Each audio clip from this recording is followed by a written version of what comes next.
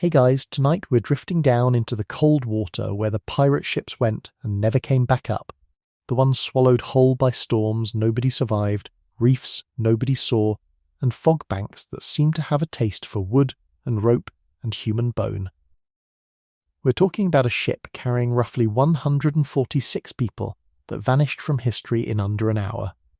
We're talking about an island shaped like a fingernail clipping that has quietly collected more than 350 wrecks since the 16th century. We're talking about a captain shot through the throat off the coast of West Africa in 1722, and the crewmates who kept a promise to him that the ocean almost didn't let them keep. Welcome to the graveyard nobody put headstones on, because the sea doesn't really do headstones, it just does silence. Go ahead and get comfortable. Dim the lights if you haven't already, and if you've got a fan nearby, turn it on and let it hum low and steady, like wind finding its way through rigging on a ship that's about to have a very bad night. You're warm right now, tucked into blankets that don't move under you, on ground that doesn't tilt. That won't be true where we're going. So settle in, let your shoulders drop, and let's ease into tonight's journey together.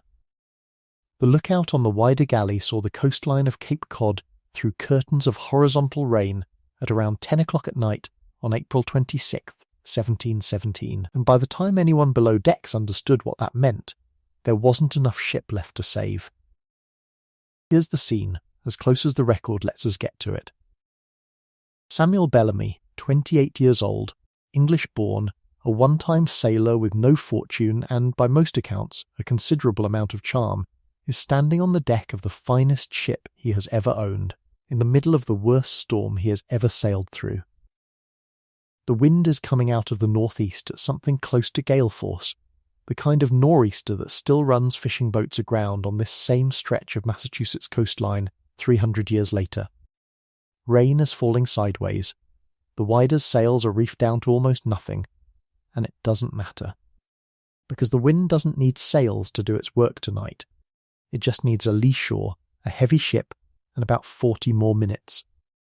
Bellamy did not start out looking for this ending. Less than 2 months earlier, in late February or early March of 1717, he and his crew had run down a slave ship called the Wider Galley in the waters near the Bahamas, a 3-masted galley built in London in 1715. 100 feet long, rigged for speed and armed, once Bellamy finished refitting her, with 18 and eventually 28 cannons. She had been on her way home from delivering an estimated 300 to 500 enslaved Africans to the Caribbean, her holds now packed instead with sugar, indigo, gold dust and silver, the profits of that first. Unspeakable cargo already converted into currency. Bellamy took one look at her lines and decided his own sloop, the Sultana, wasn't good enough anymore. He gave the Wider's captain, Lawrence Prince, the Sultana and some cash as something close to fair trade, and sailed north, with what may have been one of the richest pirate hauls of the entire Golden Age riding in the hold beneath his feet. For weeks the plan worked. Bellamy's flotilla, the Wider and several captured prizes sailing in company, worked its way up the Atlantic coast of North America, taking ships as it went. And that's really the whole shape of piracy in one sentence, isn't it? Take what you can, while you can, because while you can is shorter than anyone in that line of work ever wants to admit.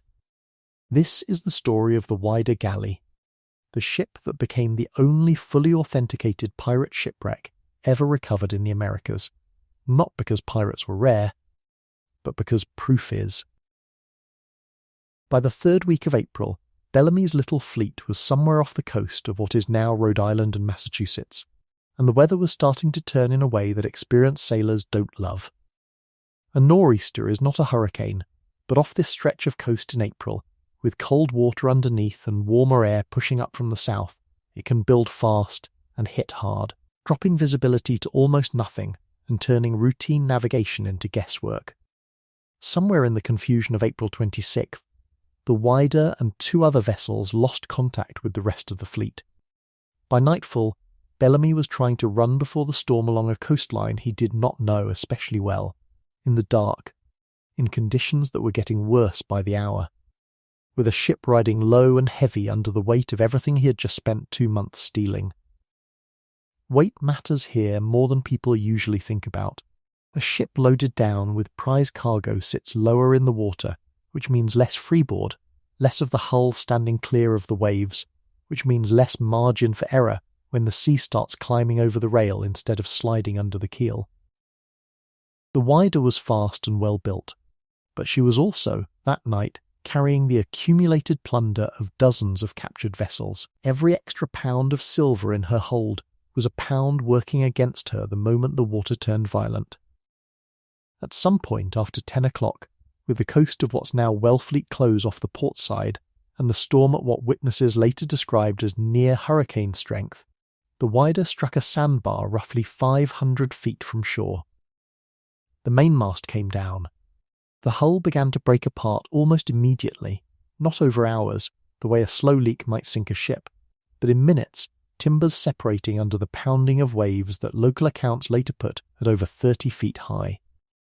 Cannons, the anchor, chests of coin, and human bodies were all thrown into the same churning water at essentially the same moment, and the cold Atlantic in late April off Cape Cod does not care what anyone's job title was 5 minutes earlier. Here's the number that tends to stop people. Somewhere around 146 people were aboard the Wider that night, by most historical estimates, including Bellamy himself.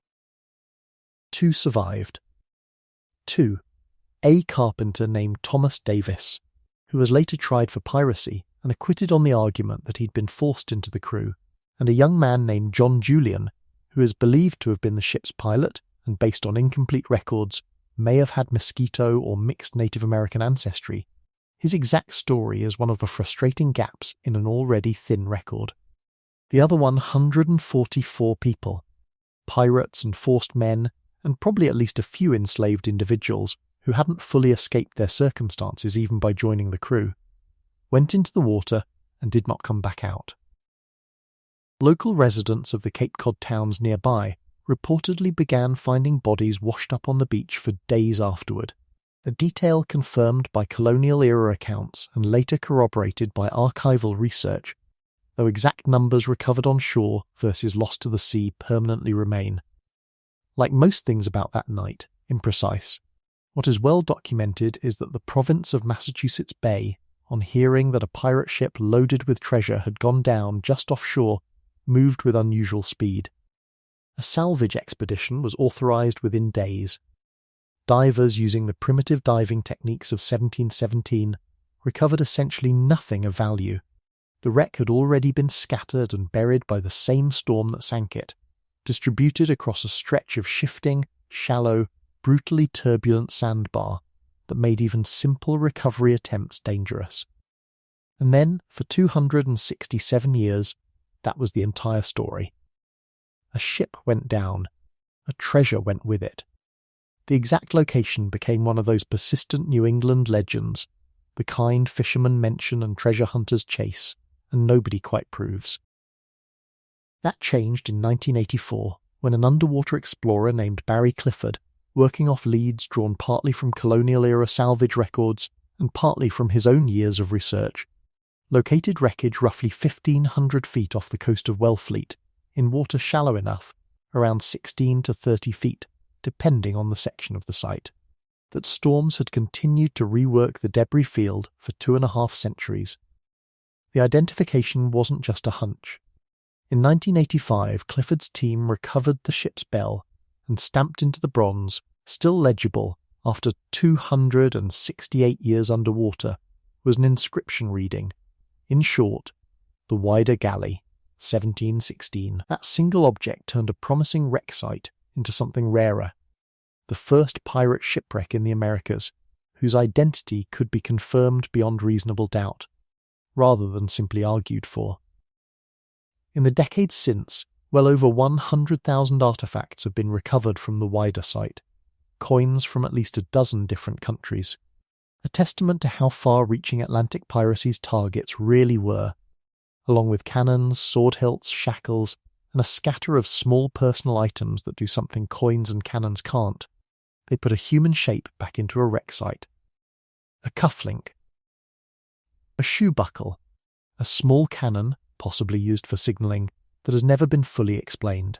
Every one of those objects sat under sand and current for over 2.5 centuries, while the story above the waterline simplified itself into legend, the way stories about pirates always do. And every one of them is a small physical argument against forgetting the version of the story that actually happened. The one with a storm, a sandbar, and 144 people who did not get to go home. What almost never makes it into the shorter versions of Bellamy's story is what kind of captain he apparently tried to be, on the evidence that survives. Second-hand accounts, filtered, as so much of this era is, through Captain Charles Johnson's heavily dramatised 1724 book on pirate history. So treat the specific wording as legend rather than transcript. Describe Bellamy arguing that men who signed on under him did so as something closer to a crew of equals than servants of a king, sharing risk and reward on terms most sailors of the period could only dream about aboard a legitimate merchant vessel.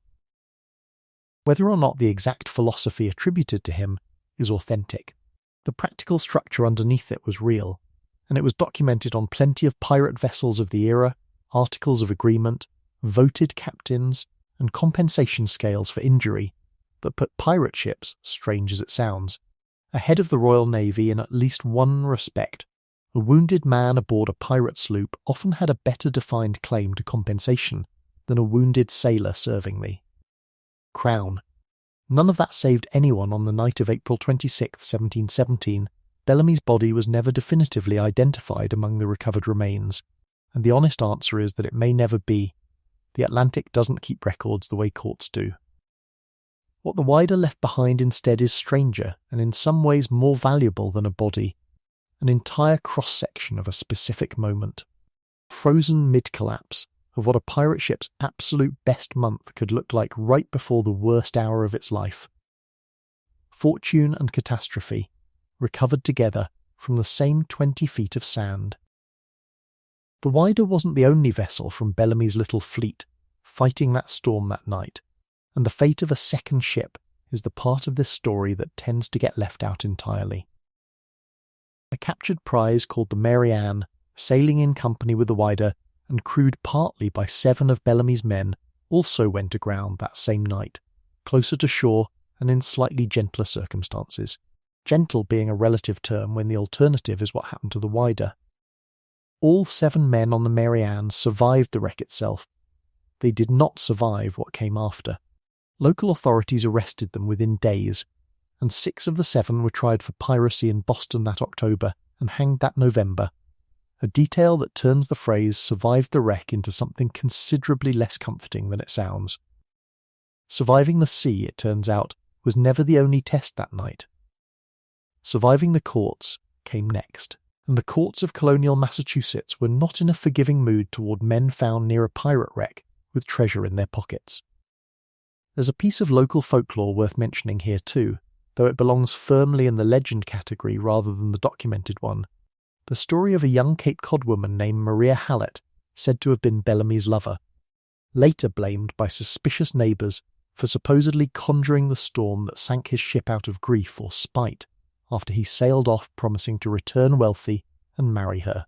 There is no reliable primary source confirming Hallett existed as described, and the story reads, on close inspection, like the kind of thing a grieving coastal community invents when 144 bodies wash up on the beach, and a simple explanation, bad weather, a heavy ship, an unfamiliar coastline, feels too small for the scale of what happened. Legends like that tend to grow in the gap left behind by an explanation nobody finds satisfying, and the Wider left an unusually large gap. Modern science has tried, with mixed results, to close some of that gap. Beginning in the 2000s, researchers associated with the Wider Recovery Project attempted DNA analysis on some of the human remains found at the site, hoping to identify individual crew members, including, tentatively, Bellamy himself, by comparing genetic material against known descendant lines. The results have been inconclusive rather than definitive, which is really the honest state of most of this story. Enough physical evidence to prove the ship is real, and the wreck is real, and the catastrophe is real, but not quite enough to put names on every set of bones the sand gave back. That gap between provable and personal is, in its own way, the whole shape of this chapter. We know the ship, we know the storm, we know give or take how many people died. What we mostly don't know, and likely never fully will, is who most of them were as people, what they were thinking about in the last minute before the mainmast came down, whether they had time to be afraid, whether anyone below decks even understood what was happening before the water took the choice away from them entirely. That unfinished quality is, oddly, part of why the Wider still gets dived on today, decades after its rediscovery. Archaeological work at the site continues on and off into the present, a slow, patient, cold water process of identifying yet another cannon, yet another coin, yet another fragment of bone, and trying to fit it into a story that will probably never be complete. The ocean gave this one back, more or less, gave back the bell, the coins, the proof. It has been considerably less generous with almost every other ship in tonight's story, which makes the Wider less the rule than the exception, the one time the sea's bookkeeping got checked, and mostly confirmed. The storm that took the Wider down didn't know or care that it was making history. It was just weather, doing what weather off Cape Cod in April has always done. That's the part worth sitting with for a second. Not the treasure, not the artifacts, but the fact that the entire event, the one people are still diving on today, took less time than it will take you to finish this sentence and the next several after it. A ship that took 2 months to load with plunder took perhaps 45 minutes to lose almost everyone aboard. Not every ship the ocean swallowed left behind a bell with its name stamped into the bronze. Most left nothing at all, no wreck site, no artifacts, no closure. To understand why, it helps to stop looking at the aftermath for a while, and step onto the deck of a ship that hasn't gone down yet. You've been at sea 9 days out of Nassau, when the colour of the sky stops being something you can ignore.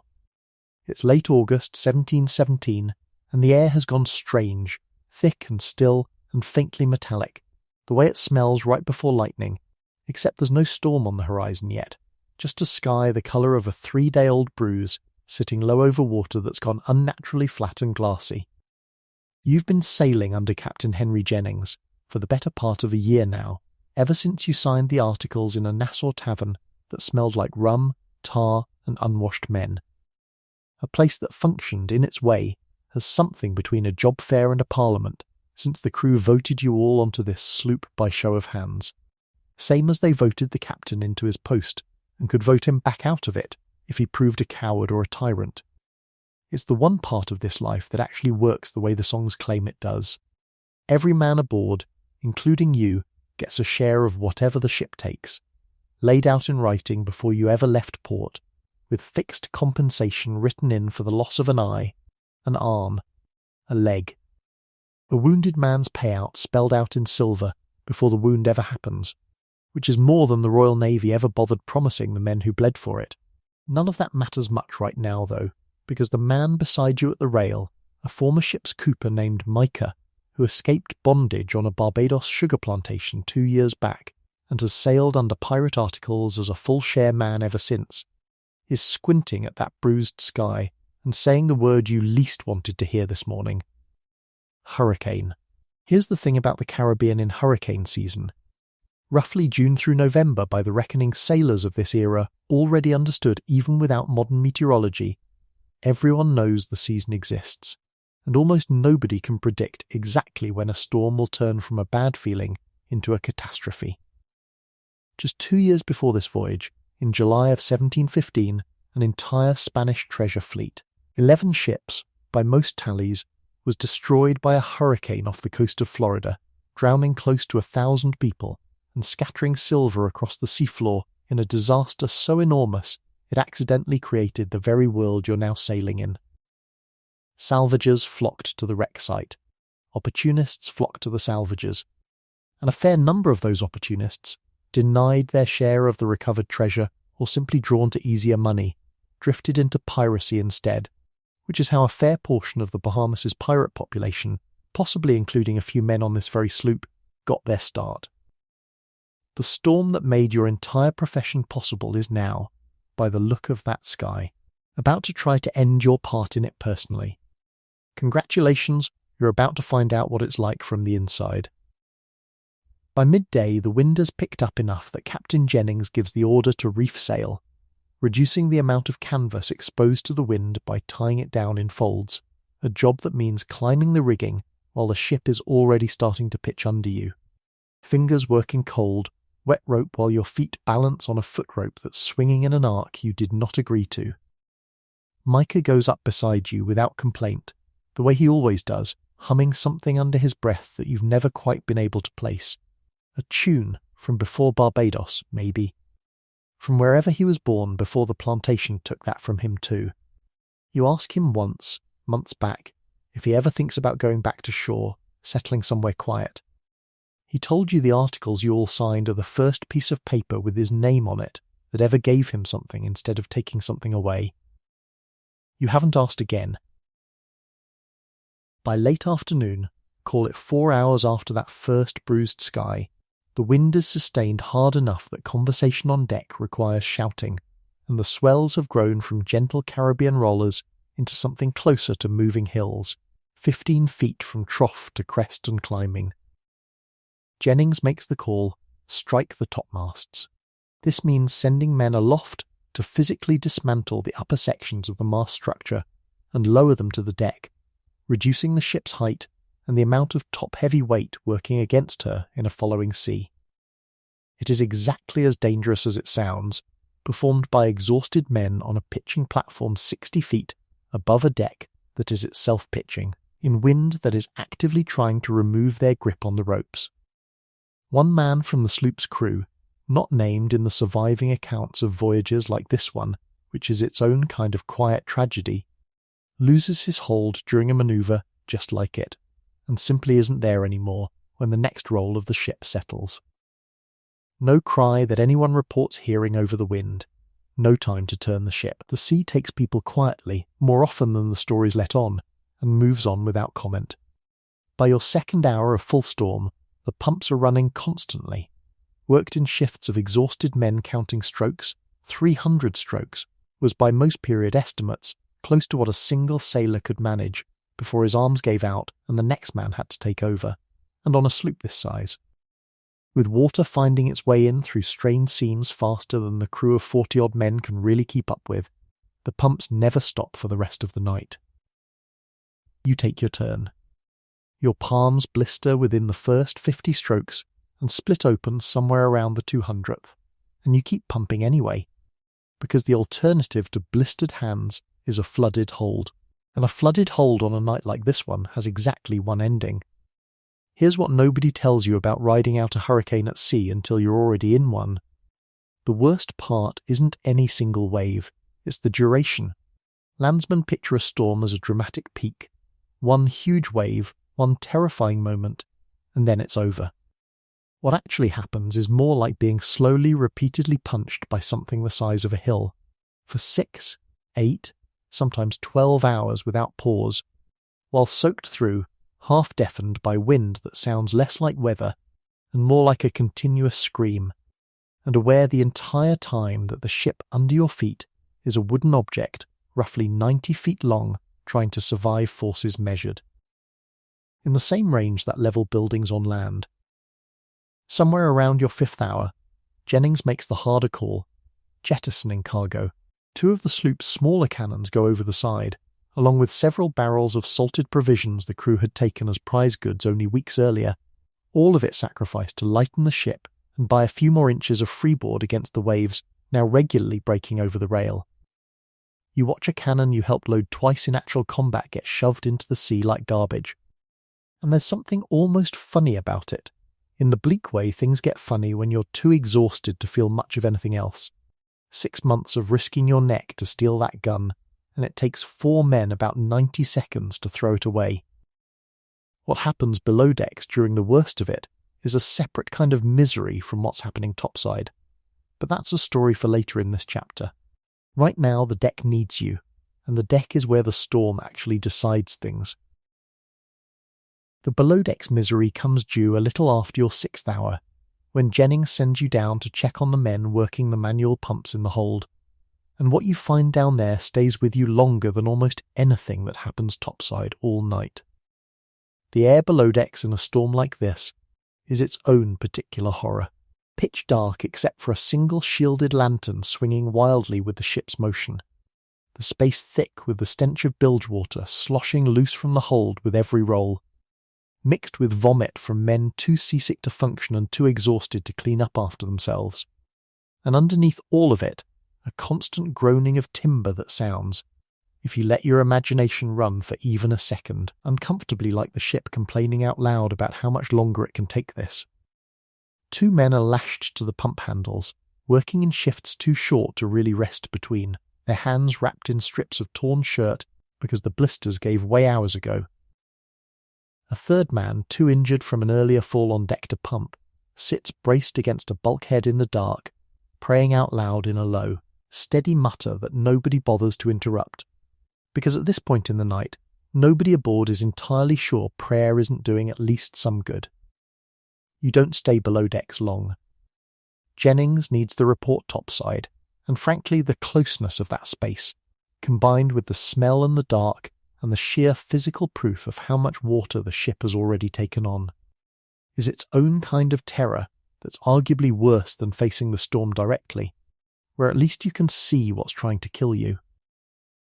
You climb back up into the wind and the rain and, strange as it sounds, feel something close to relief the moment the open sky is over your head again, even with waves the size of hills bearing down on the ship from 2 directions at once. By your 7th hour, close to midnight by anyone's best guess, since nobody aboard has been able to check the hourglass reliably in 3 hours of continuous pitching, the wind direction shifts. A bad sign. Meaning you're passing near the eye or the storm's core is sliding past close enough to change its angle of attack.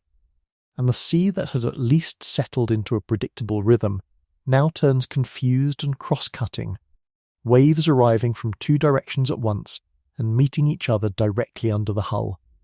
This is, by most sailors' accounts across several centuries of hurricane survival, the single most dangerous phase of a storm at sea, not the peak winds. But the moment the wave pattern turns chaotic, and a ship that's been managing to ride each swell in sequence suddenly gets hit broadside by 2 swells arriving from different directions simultaneously, the sloop rolls harder than it has all night, hard enough that for one suspended, silent second, the kind of second that somehow contains an entire lifetime of thoughts, you genuinely believe she's going over. Men are screaming, or maybe that's still just the wind. It's honestly become impossible to tell the difference. Micah has one arm locked around a stay and the other hand gripping your collar, having grabbed you sometime in the last several seconds without either of you quite registering the decision. The 2 of you now essentially lashed together against a wall of black water that's cresting above the rail. The sloop rights herself. Barely, the way a coin that's been spun too hard eventually wobbles back down onto its edge instead of falling flat, for reasons that feel less like physics and more like luck. You don't have time to be relieved, because the pumps have stopped again. Someone's collapsed at the handle, and Jennings is already shouting for fresh men to take the positions. By what you'll later estimate was close to your 10th hour in the storm, sometime past 2 in the morning, the wind finally begins to ease, not suddenly, but the way exhaustion eases, incrementally, in a way you almost don't trust at first, because you've been braced for the worst for so long that calm feels like a trick. The rain thins from a horizontal wall to something closer to ordinary rain. The swells, while still enormous by any daylight standard, stop arriving from 2 directions at once.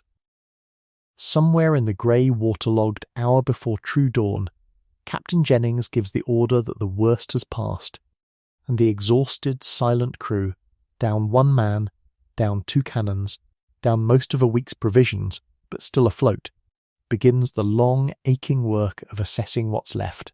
What's left, when the light comes up fully, is a ship with a cracked spar, a hold with 2 feet of standing water the pumps haven't fully cleared, 40 exhausted men with hands split open to the bone, and, this is the detail that tends to get buried under all the drama, absolutely no wreck, no artifact scatter, no debris field for anyone 300 years later to find.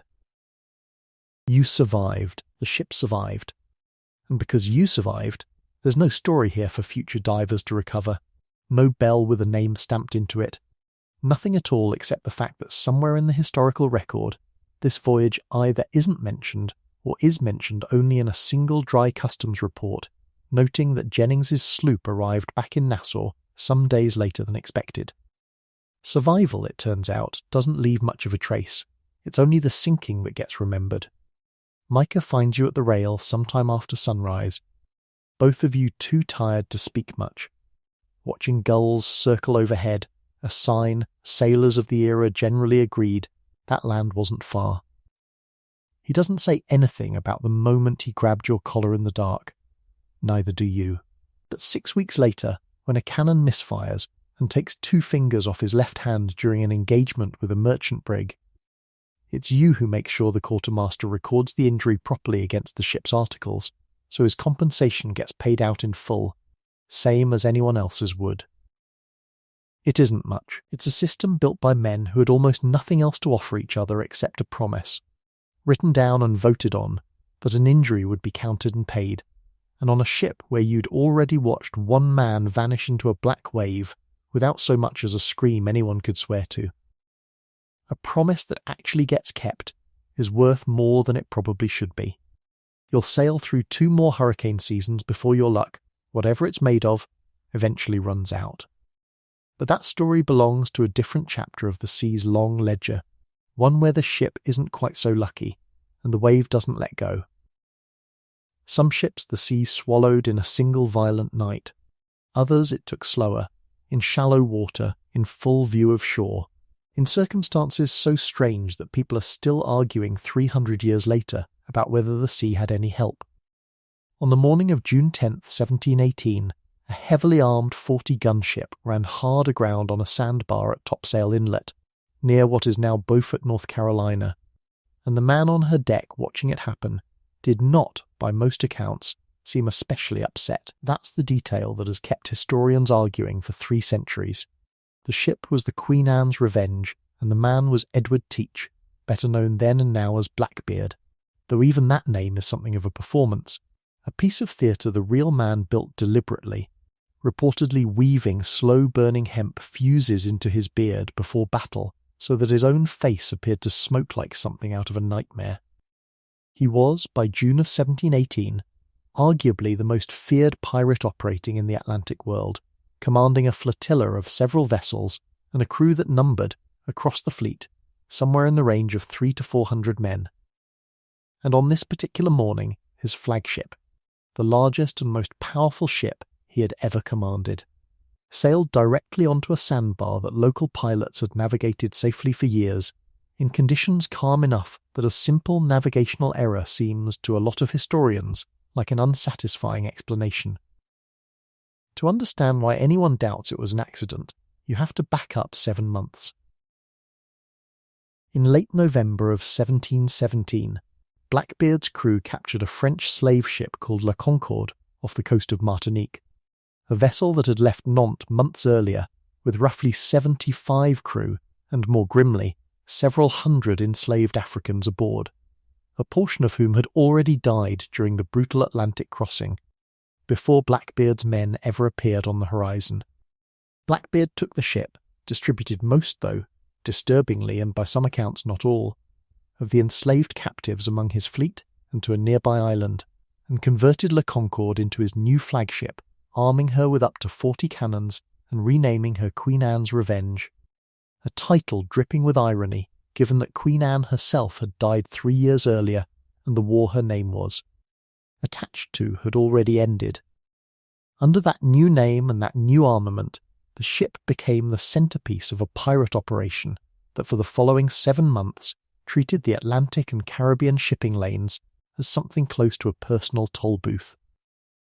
This is the story of the Queen Anne's Revenge, the ship that terrorized the American coast for less than a year and then, in a single strange morning, effectively erased itself from the sea. The most audacious single act of Blackbeard's career came in May of 1718, just weeks before the grounding, when he sailed his flotilla into the harbour of Charleston, South Carolina, and blockaded the entire port. For roughly a week, no ship could enter or leave.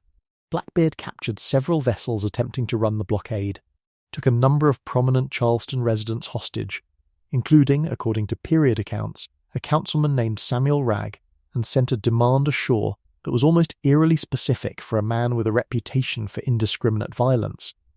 He wanted a chest of medicine, nothing more. No gold demanded from the town itself. No ransom beyond the medical supplies, which some historians read as evidence that disease, likely something like scurvy or a venereal infection, working through a crew of several hundred men confined to close quarters for months at a time, had become a more urgent threat to Blackbeard's fleet than any navy patrol. The city, held effectively hostage by 4 pirate ships sitting in its harbour, complied. The chest of medicine was delivered. The hostages were released, reportedly stripped of their fine clothing as one final indignity before being sent back ashore in their undergarments, a detail almost too theatrical to be true.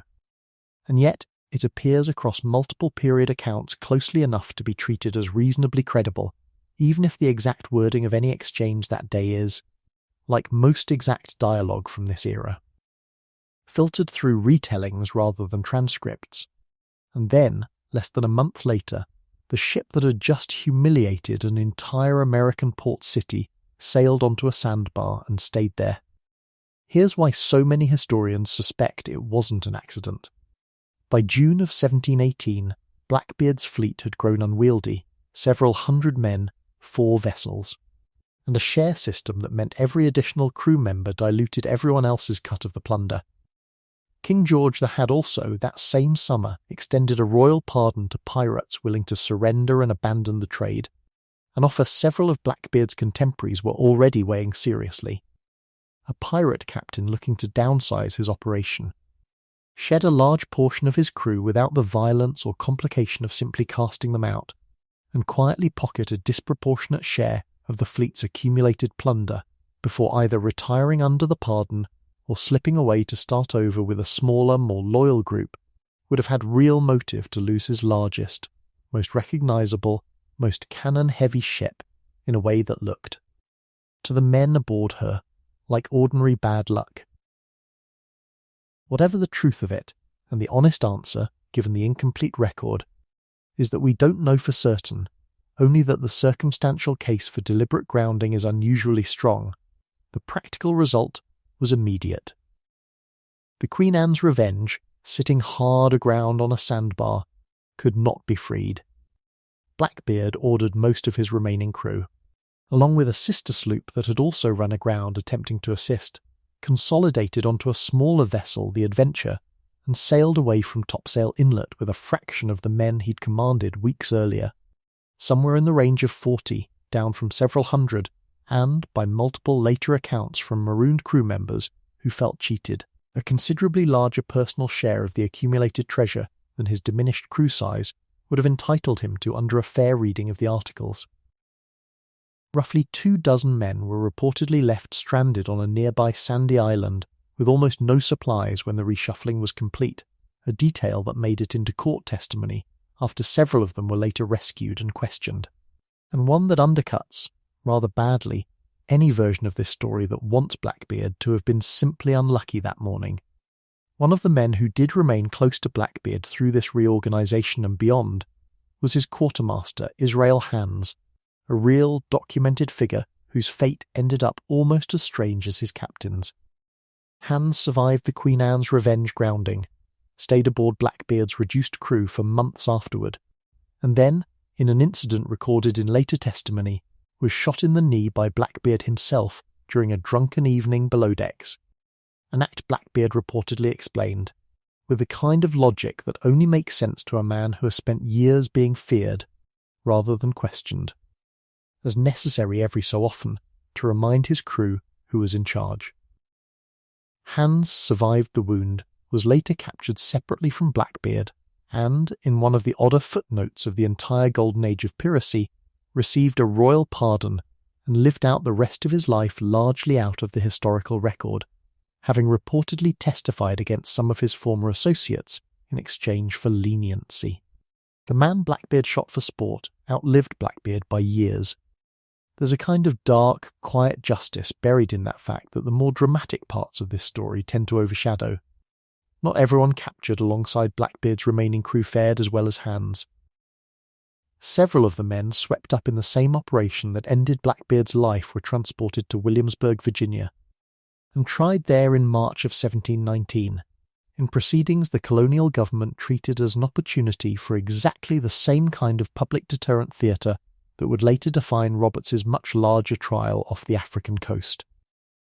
Most of those tried in Williamsburg were convicted and hanged, their names recorded in court documents that survive today mostly as lists, a sentence here, a signature there, the kind of thin procedural record that tends to be all that's left of an ordinary crew member once the captain's story has swallowed all the available attention. Blackbeard himself did not get nearly as much time.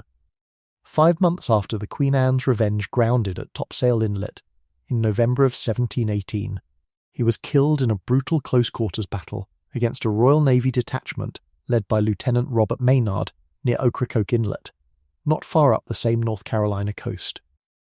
Contemporary accounts describe a fight so violent that Blackbeard, already wounded multiple times, kept fighting until he had reportedly taken some 20 separate wounds, 5 from gunshot, the rest from cutlass and blade, before finally going down.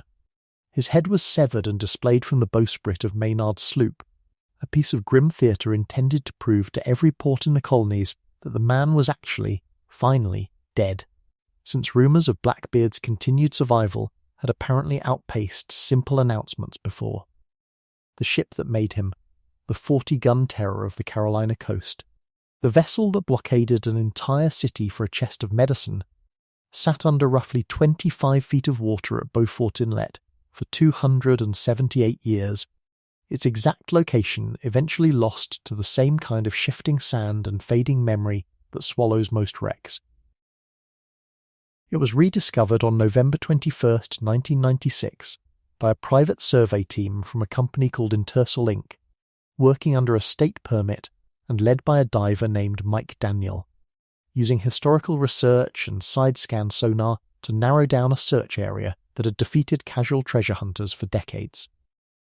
What they found was a debris field consistent with a large early 18th century vessel, cannons, anchors, ballast stone, in a location that matched period accounts closely enough that North Carolina's underwater archaeology program took over the site not long after.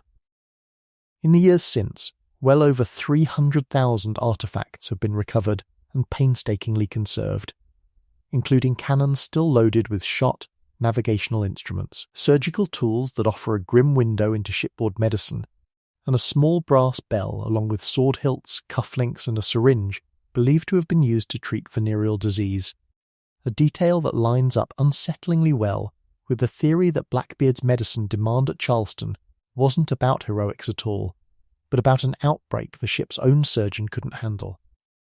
What the site has never produced, and likely never will, is Blackbeard's own body, or any conclusive physical trace of the man himself.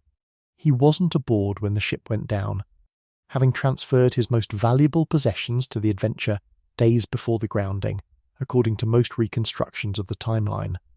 The ship that carried his name into legend and the man who carried the name are, in the end, buried in different places entirely. One under 25 feet of Carolina sand, recovered piece by piece over 3 decades of careful work, and the other in a stretch of water off Ocracoke that has never given up so much as a fragment of him at all, despite generations of people looking. That absence has its own afterlife locally, worth mentioning as legend rather than fact. Residents of Ocracoke have for generations told stories about the stretch of water where Blackbeard died, often called Teacher's Hole, supposedly glowing faintly at night, or of a headless figure occasionally seen wading the shallows near the site, said in the local telling to be searching for its own skull.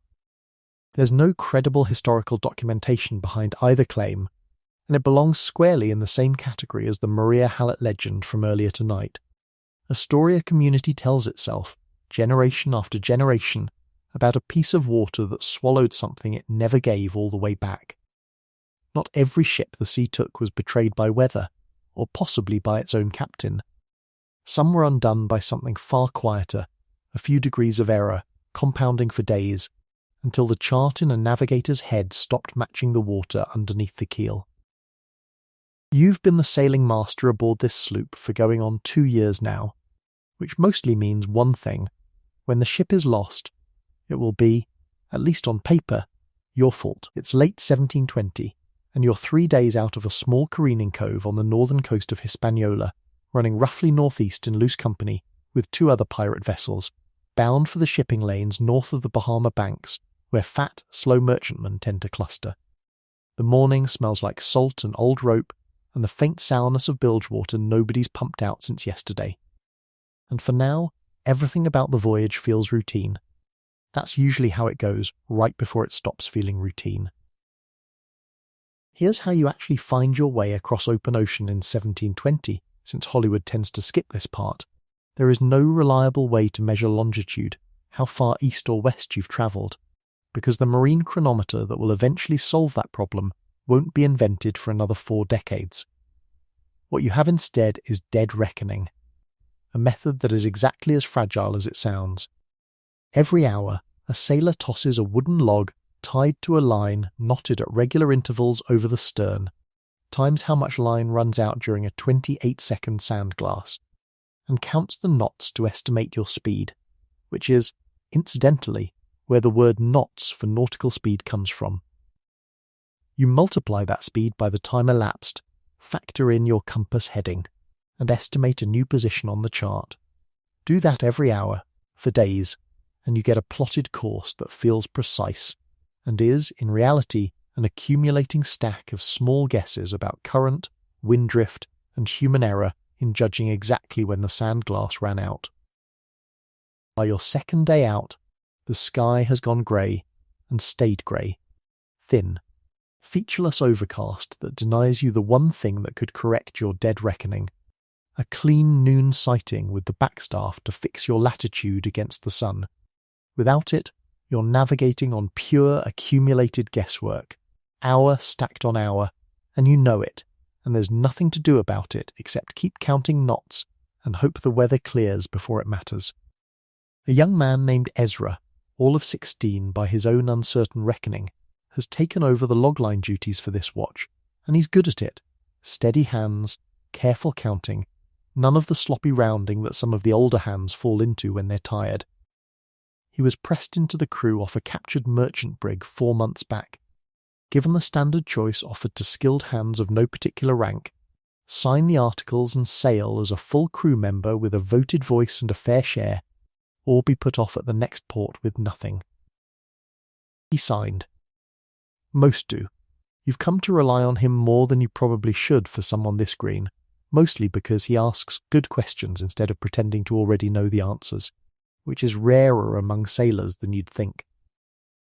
By your 3rd day, the wind has shifted, subtly, in a way that a less careful navigator might not have caught, a few points more easterly than your dead reckoning assumes, which means the current has likely been pushing you further west than your plotted position shows. You adjust the estimate as best you can, but as best you can in 1720 navigation means a corrected guess layered on top of an original guess, and you know, somewhere in the part of your mind that's been doing this long enough to have real instincts, that your confidence in the ship's actual position has quietly dropped from something like reasonably sure to something closer to hopeful. Here's the geography that makes this particular stretch of ocean so dangerous. North and east of Hispaniola lies a scattering of shallow reef banks, the Silver Bank and Navidad Bank among them. Vast submerged plateaus rising close enough to the surface to tear the bottom out of a ship, in water that from a distance looks exactly like open ocean. These banks earned their reputation the hard way. In 1641, a Spanish treasure galleon called Nuestra Señora de la Concepción wrecked on the Silver Bank's reefs during a hurricane, and the site became famous enough that in 1687, an English adventurer named William Phipps organised a salvage expedition that recovered a genuinely staggering haul of silver, a discovery so lucrative it helped ignite an entire era of treasure hunting, and indirectly, the very culture of opportunism that eventually produced men like you. The bank that wrecked the Conception hasn't moved an inch since. It's still there. It's roughly where your increasingly uncertain dead reckoning says you currently are not. By your fourth day out, near midnight, the leadsman on duty, a stocky, taciturn older sailor named Corliss, who's been sounding depths since before you were born, starts calling numbers that make your stomach drop before your brain fully processes why. The lead line, weighted and dropped by hand to measure the depth of water beneath the keel, has been returning readings in the range of 20 and 30 fathoms for most of the voyage comfortable open ocean depths. Now Corliss calls 15 fathoms. Then, minutes later, 12, then 8. Open ocean does not get shallow that fast unless there's something underneath it that shouldn't be. You order the ship hove to immediately, sails trimmed to essentially stop forward progress. The pirate equivalent of slamming on the brakes, and call for continuous soundings every few minutes instead of every half hour, while Ezra scrambles up to the masthead with the ship's single working spyglass to look for any change in the water's colour that might betray a reef in the darkness, a task that is functionally useless at night but gets attempted anyway because doing something feels. Marginally better than doing nothing while your ship sits somewhere it very much should not be. Corliss keeps calling numbers. 8 fathoms. 7. The water beneath you is turning from a depth you can't fully picture into a distance you absolutely can. Less than 50 feet between the keel and something solid enough to end this voyage in the space of a single unlucky swell. What happens next is the difference between a chapter about a shipwreck and a chapter about a near miss, and it comes down to something almost embarrassingly unglamorous. Patience. You do not run. Running blind at night through unknown shoal water on the strength of a corrected guess is exactly how ships end up as artifact scatters for future divers to find. Instead, you anchor where you are, in 7 fathoms, and wait for first light, accepting a night of doing absolutely nothing, while every instinct in your body screams to get away from wherever the reef actually is. By dawn, the picture becomes clear enough to be almost funny, in the grim way things are funny after they've stopped being terrifying. The pale, telltale green-white shallows of the Silverbanks reef system stretch out barely a quarter mile to your northeast, close enough that if the wind had held from the previous evening, if Corliss had started his soundings 20 minutes later, if the overcast sky 3 days ago had denied you nothing worse than a sunburn, this would be a very different story. As it stands, you spend the better part of the morning working the ship carefully back into deeper water, sounding continuously, retracing your dead reckoning against the newly visible landmark of the reef itself to figure out exactly how far your estimated position had drifted from your real one. The answer, once you work it out on the chart, is not comforting. Roughly 11 miles. 4 days of careful, honest, professionally competent navigation, and the accumulated small errors, current compass variation nobody in 1720 fully understood how to correct for, imprecise not counting on an overcast night. A leadsman's watch that started its shift a few minutes later than the last one ended had stacked up into an 11-mile gap between where you thought you were and where you actually were. 11 miles doesn't sound like much until you remember that the entire difference between safely offshore and torn open on a reef in the dark is measured in a few hundred feet. There's a small trick to sounding that Corliss teaches Ezra properly for the first time that same morning, born directly out of how close the previous night came to disaster. Arming the lead. The bottom of the sounding weight can be packed with a dab of tallow before it's dropped, and whatever sticks to it when it's hauled back up, a smear of fine white sand, a fragment of broken coral, a streak of dark mud, tells an experienced navigator something dead reckoning alone never can, since different stretches of seafloor tend to carry a distinctive signature. Coral fragments, in particular, are about as clear a warning as the ocean bothers to give anyone before it takes a ship, and from that morning onward, you make Ezra call out not just the depth, but exactly what came up stuck to the tallow, every single sounding, without exception. It's worth understanding just how ordinary a story like this one actually was for the era, rather than how exceptional it feels living through it.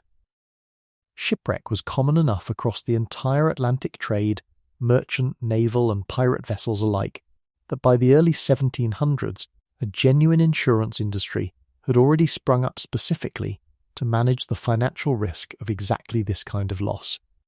Centred around a London coffee house run by a man named Edward Lloyd, where ship owners, merchants and the underwriters willing to bet against a safe voyage gathered to trade information and set premiums.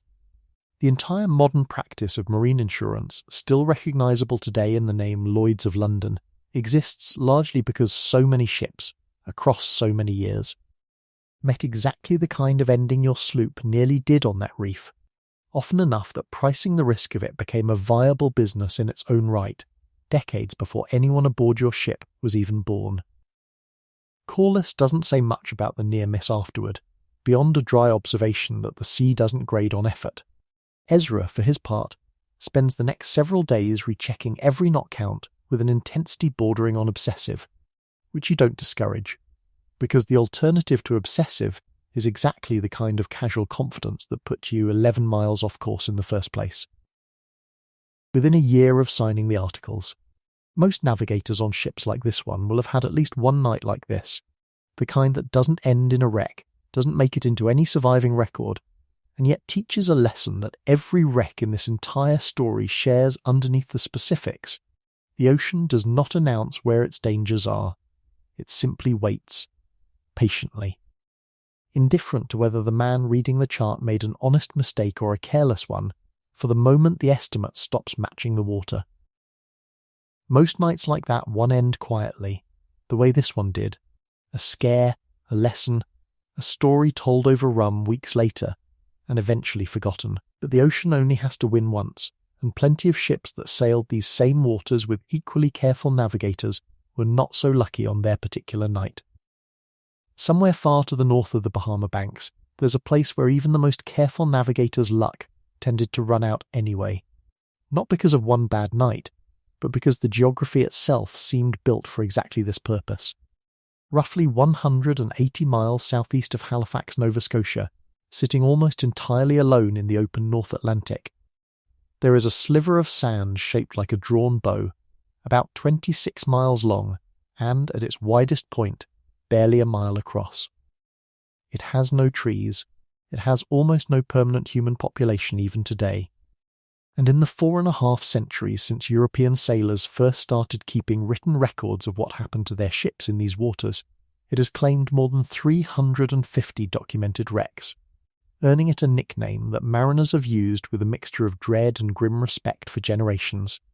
The graveyard of the Atlantic. Its name is Sable Island, and unlike almost everything else in this story, it never had to chase a single ship. It just had to wait and let ships come to it. This is the story of Sable Island, the sandbar that turned geography itself into a shipwreck machine. Here's what makes it so lethal, and it isn't any one single hazard. It's the way several ordinary dangers happen to stack on top of each other in exactly this one spot. First, the fog. Sable Island sits almost precisely where the warm water of the Gulf Stream, flowing up from the tropics, collides with the cold Labrador current sweeping down from the Arctic, and that collision produces fog on more than 100 days out of an average year, dense, disorienting fog that can reduce visibility to less than a ship's own length. Second, the shoals.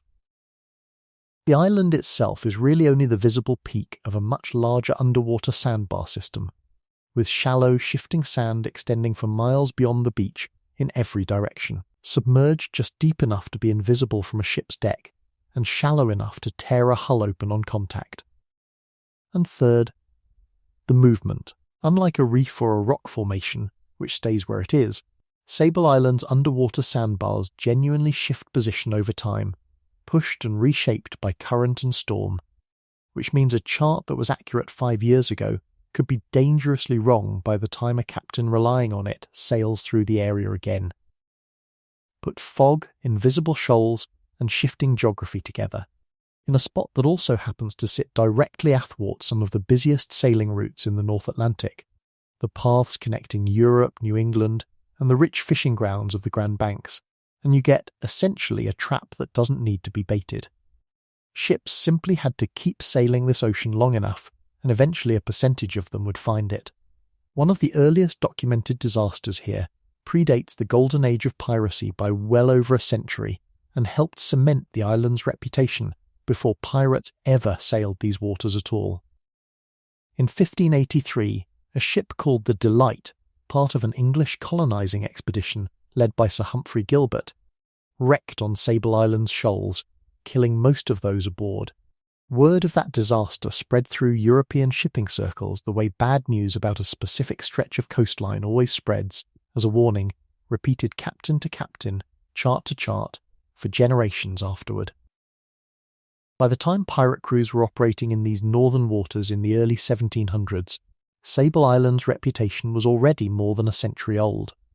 Well known enough that experienced pirate sailing masters generally gave the area as wide a berth as their routes allowed, treating it the way a careful driver treats a stretch of highway everyone knows is dangerous, not avoided entirely, since the shipping lanes ran too close, but approached with real caution. That caution didn't save everyone. The historical record for Sable Island wrecks specifically identified as pirate vessels is thinner and more contested than the record for the Wider or the Queen Anne's Revenge. A lot of what circulates in popular pirate lore about specific named pirate ships and buried treasure supposedly lost on Sable Island belongs, honestly.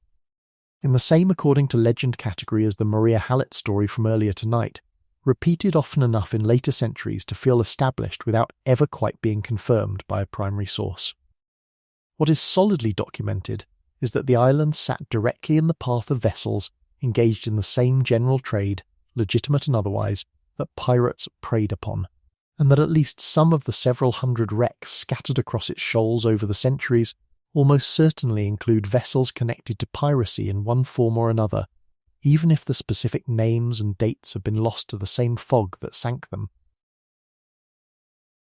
Here's a detail that tends to surprise people more than the wreck count does. Sable Island has horses. Somewhere around 500 of them today, small, shaggy, and entirely feral, living wild on a strip of sand, with no trees and very little fresh water.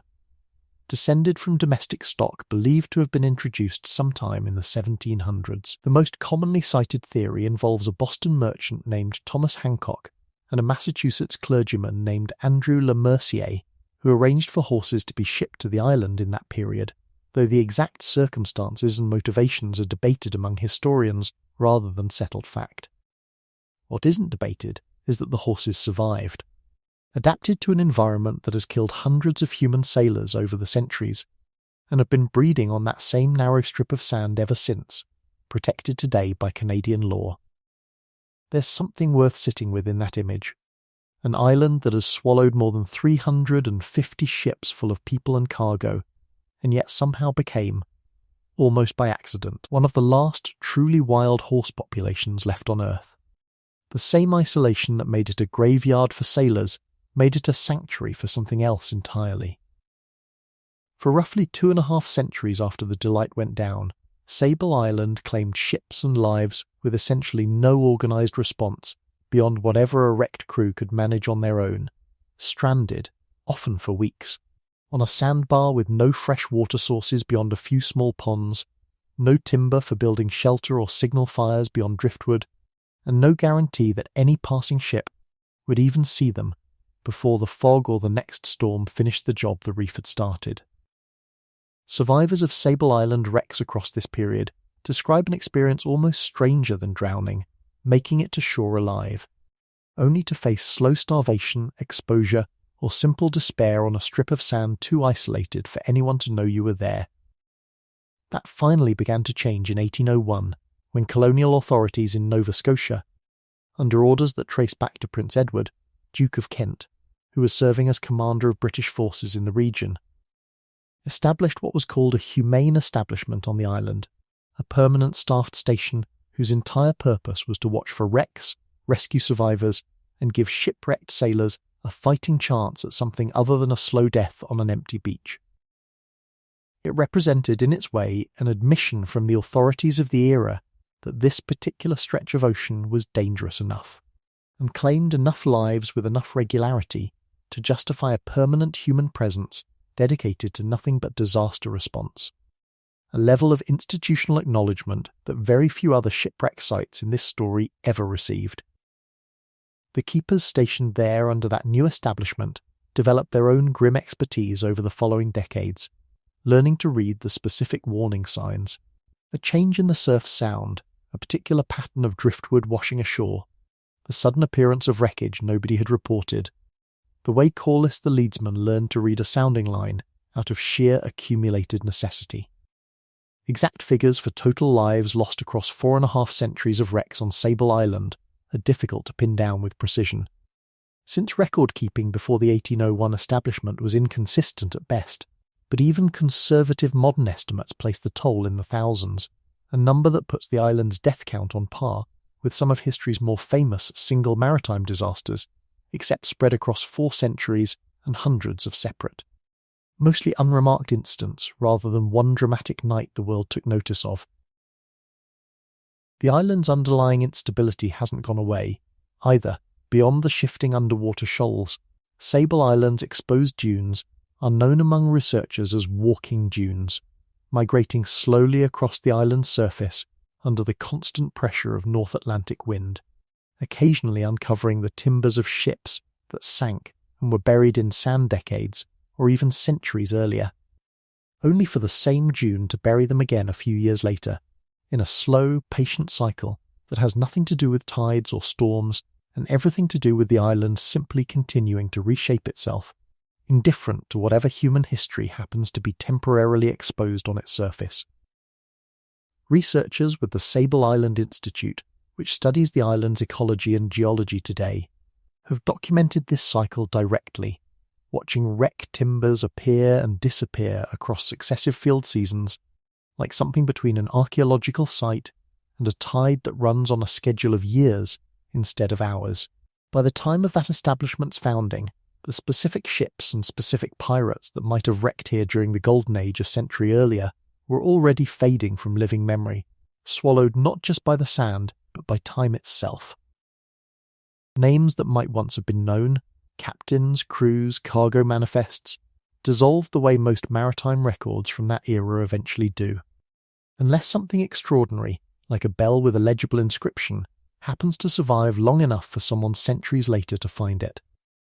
What makes Sable Island different from every other site in tonight's story isn't a single dramatic night or a single famous captain. It's persistence.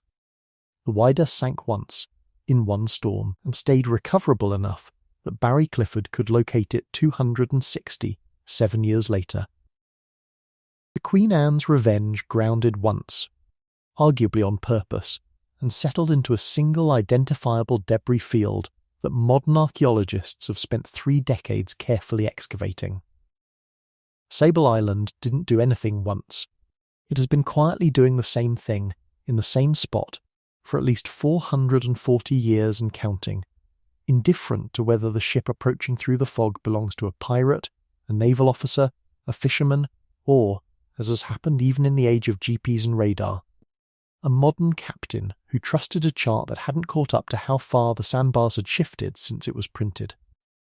Even now, with satellite navigation available to essentially every vessel on Earth, Sable Island's shoals have continued to catch ships in the 21st century, a fact that says less about modern navigators being careless, and more about just how persistently the island's underlying geography keeps rewriting itself.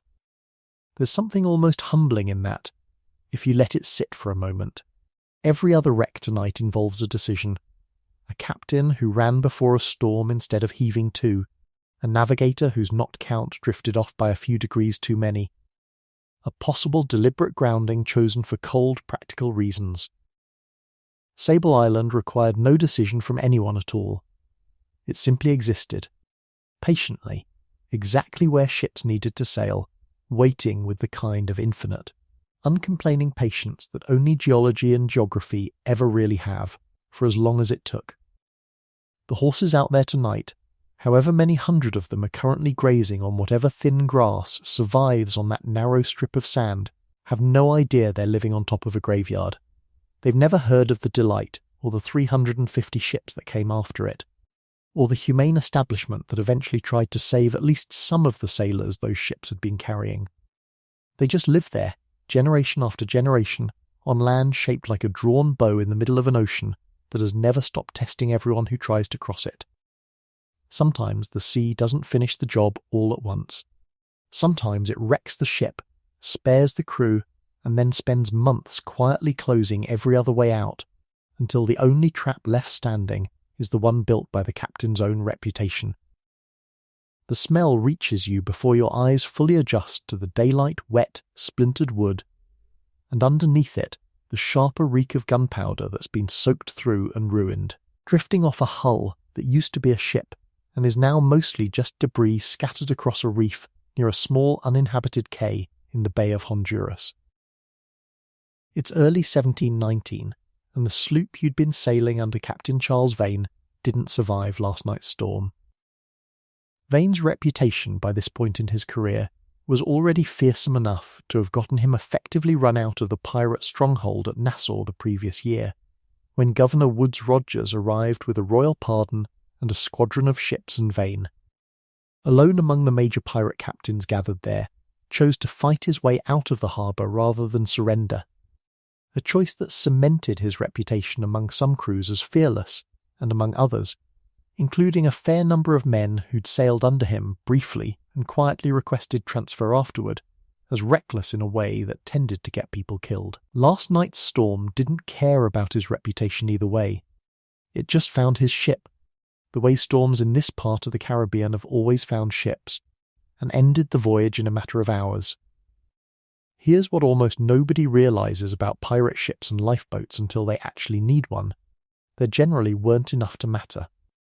A sloop like the one you'd been sailing typically carried a single small ship's boat, useful for ferrying a few men to shore, running lines, or the occasional quiet raid on a coastal settlement, but never designed or intended to evacuate an entire crew of 30, 40, sometimes more men in an actual emergency.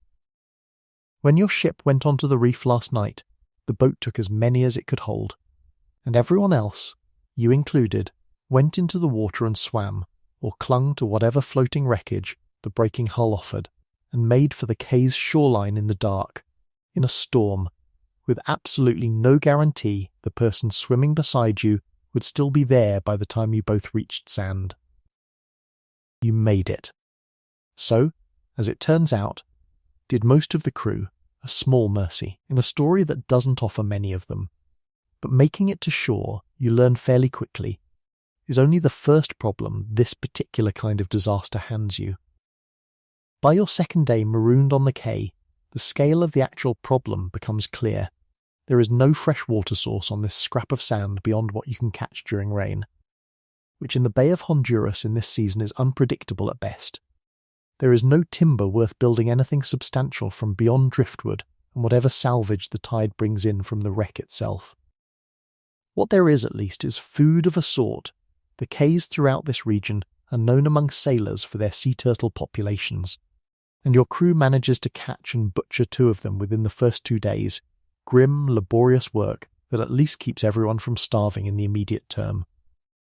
A young sailor named Robin, barely past his 14th year and still, by his own admission, more comfortable holding a fishing line than a cutlass, turns out to have a genuine knack for turtle hunting. Wading into the shallows with a patience the older, more battle-hardened men mostly lack. He becomes, within a week, the closest thing your marooned little community has to a reliable food source, and more than one hungry man starts treating him with a deference his rank never earned him. By your first full week on the cay, morale has settled into something between resignation and quiet dread. You've built rough shelters from driftwood and salvaged canvas. You've established a rotation for watching the horizon, since the entire plan, such as it is, depends on being spotted by a passing ship before thirst or disease finishes what the storm started. Vane himself spends most of this week doing what by all accounts he did best under pressure, staying visibly, deliberately calm. Projecting a confidence that at least some of the crew find reassuring and others privately suspect is mostly performance. It's not an unfamiliar problem in this story. Bellamy performed generosity. Blackbeard performed menace. Vane, marooned on a strip of sand with nothing left to command but morale, performs certainty. Here's the twist that turns this particular story from a survival account into something closer to tragedy with dramatic irony baked in.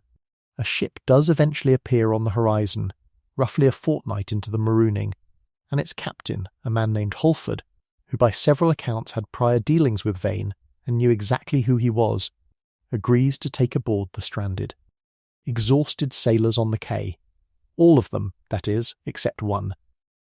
Holford reportedly recognises Vane specifically, refuses outright to have him aboard his own vessel, and states plainly that he wants nothing to do with a man of Vane's particular reputation, fearing, not unreasonably given Vane's history, that rescuing him would only be rewarded with betrayal or mutiny somewhere down the line. The rest of the crew, Robin included, climb aboard and sail away to something resembling safety. Vane is left behind on the quay, alone or with perhaps one or two other men whose fates the record doesn't clearly preserve, watching the ship that just saved his entire crew disappear over the horizon without him. There's something almost unbearably specific about that image if you sit with it for a moment. Not a dramatic death, not a battle, just a man standing on an empty beach watching rescue sail away because of exactly who he'd chosen to become.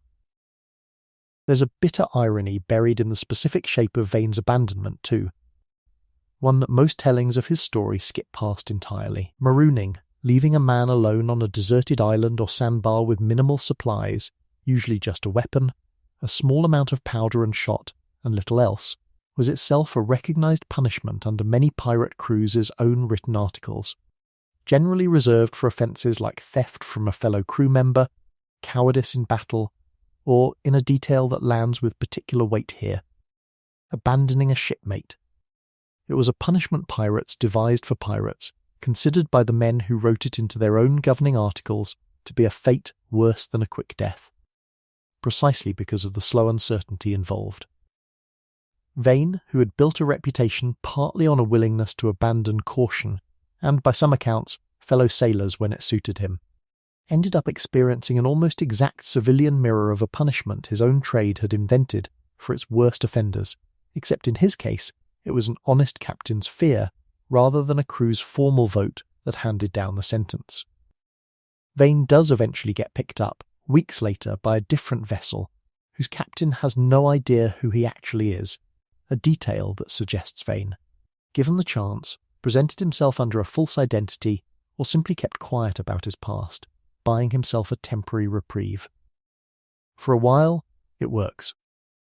And then, in one of history's more darkly ironic coincidences, that ship happens to encounter Captain Holford's vessel, again at sea. Holford comes aboard, recognises Vane instantly despite whatever story Vane had been telling, and this time there's no quay to be marooned on and no storm to hide behind.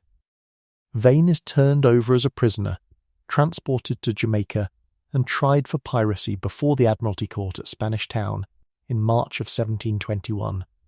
He was found guilty and hanged at Gallows Point, near Port Royal, and, in keeping with a common practice of the era meant to serve as a visible deterrent to other sailors passing through the harbour, his body was afterward gibbeted, displayed in chains at Gun Cay, a small island at the harbour's entrance, left exposed to the elements as a warning to every crew that sailed past for weeks or months.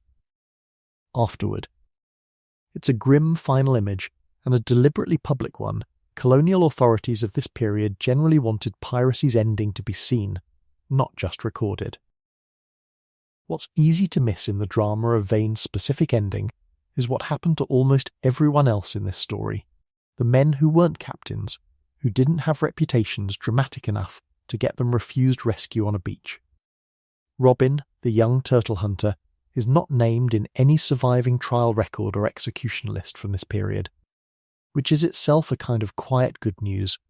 No news, in this particular ledger, tends to mean he simply faded back into the ordinary, undocumented life of an 18th century sailor, working legitimate merchant vessels or fishing boats somewhere along the Caribbean coast.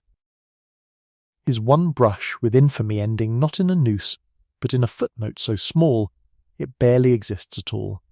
Most of the men who scrambled off that reef in the dark and eventually boarded Holford's ship likely lived out fairly ordinary lives after that, the kind that don't generate court records or gibbets, just the quiet, unremarkable business of staying alive.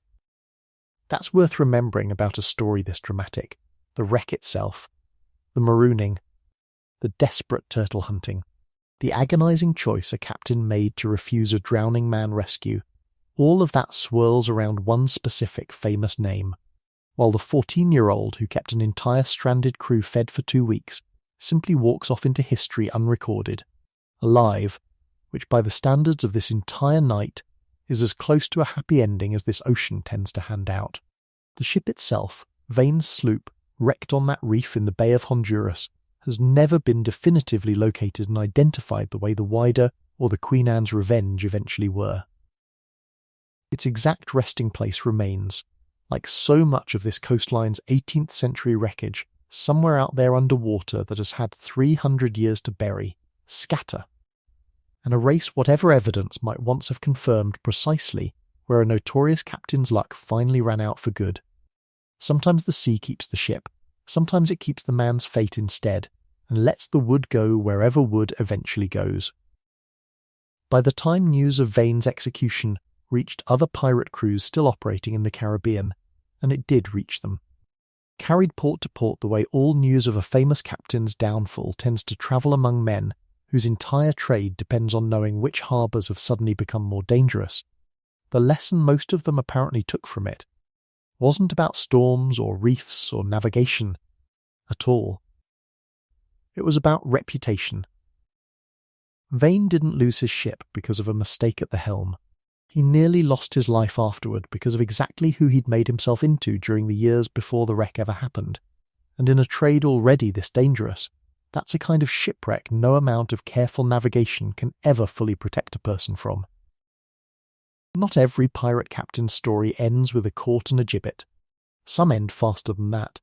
Fast enough that the man himself may never have fully understood what had happened to him. At around 9 o'clock on the morning of February 10th, 1722, off a headland on the coast of what is now Gabon, called Cape Lopez, a single blast of grapeshot from a Royal Navy warship tore through the throat of the most successful pirate captain of the entire Golden Age of Piracy, and he was almost certainly dead before his body finished falling to the deck. The man was Bartholomew Roberts, and the ship firing on him was Swallow, a 50-gun Royal Navy vessel commanded by Captain Challoner Ogle, who had spent months hunting Roberts's fleet specifically, at the direct order of British authorities increasingly desperate to end a pirate career that had by that point become almost absurd in its scale. Roberts was reportedly wearing, at the moment of his death, a crimson damask waistcoat and breeches, a red feather in his hat, and a gold chain with a diamond cross hanging from it. A deliberately theatrical outfit that multiple accounts describe him wearing into battle, less out of vanity, most historians believe, than as a calculated piece of psychological warfare, a captain who dressed like he had already won, making it harder for an enemy crew to believe otherwise. This is the story of Bartholomew Roberts and the ship he called Royal Fortune, not one vessel, but a succession of them, each one renamed the same thing the moment he took command, as though the name itself were the point rather than any single hull it happened to be painted on. Roberts's path into piracy began almost by accident. Born John Roberts in Wales around 1682, he spent years as a competent, unremarkable merchant sailor before being captured off the coast of West Africa in June of 1719 by a pirate crew under Captain Howell Davis. By most accounts, Roberts was initially reluctant to join the pirate life at all, a forced man rather than a volunteer in the earliest days of his captivity. And then, in a turn that reads almost like fiction, Davis was killed in an ambush by Portuguese colonial forces barely 6 weeks later, and the crew, required by the same democratic articles that governed nearly every pirate ship of the era to vote for a new captain, chose Roberts. He accepted the position, according to accounts drawn once again from Charles Johnson's dramatised 1724 history, and therefore worth treating with some caution on exact phrasing, with a line to the effect that since he'd already dipped his hands in the muddy water of piracy, he might as well be a commander in it rather than a common hand. Whether or not that specific sentiment is authentically his, the practical result wasn't in doubt. Within roughly 2.5 years, the reluctant captive became, by most modern historical estimates, responsible for capturing somewhere in the range of 400 vessels, a number so far beyond any other pirate captain of the era that it's genuinely difficult to find a fair comparison. His single most lucrative capture came early, in November of 1719, when his crew took a Portuguese treasure ship, most commonly identified in the historical record as the Sagrada Familia, off the coast of Brazil, seizing a haul that reportedly included gold, jewels, and a diamond-studded cross intended as a gift for the King of Portugal, a prize so valuable that the story of its capture alone would have made most pirate captains' careers. For Roberts, it was closer to a warm-up. What followed over the next several years was a campaign that ranged across an almost unbelievable geographic spread: the coast of Brazil, the eastern seaboard of North America, the Caribbean, and eventually the West African coast where his career had first begun as a forced captive. Along the way, Roberts developed a personal reputation that set him apart from most of his contemporaries in a specific and telling way. Multiple period accounts describe him as largely abstemious by the standards of pirate crews generally, preferring tea to rum and running what was. By the chaotic standards of the trade, an unusually disciplined ship, with strict articles governing behaviour, gambling and violence among his own men. A captain who dressed like a peacock and drank like a vicar is admittedly an odd combination, and it's exactly the kind of contradiction that tends to get flattened out of the shorter, punchier versions of pirate history that circulate today.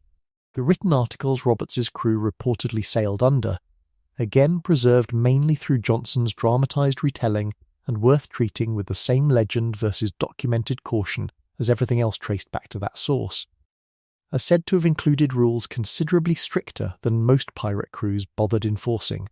Gambling for money reportedly banned outright.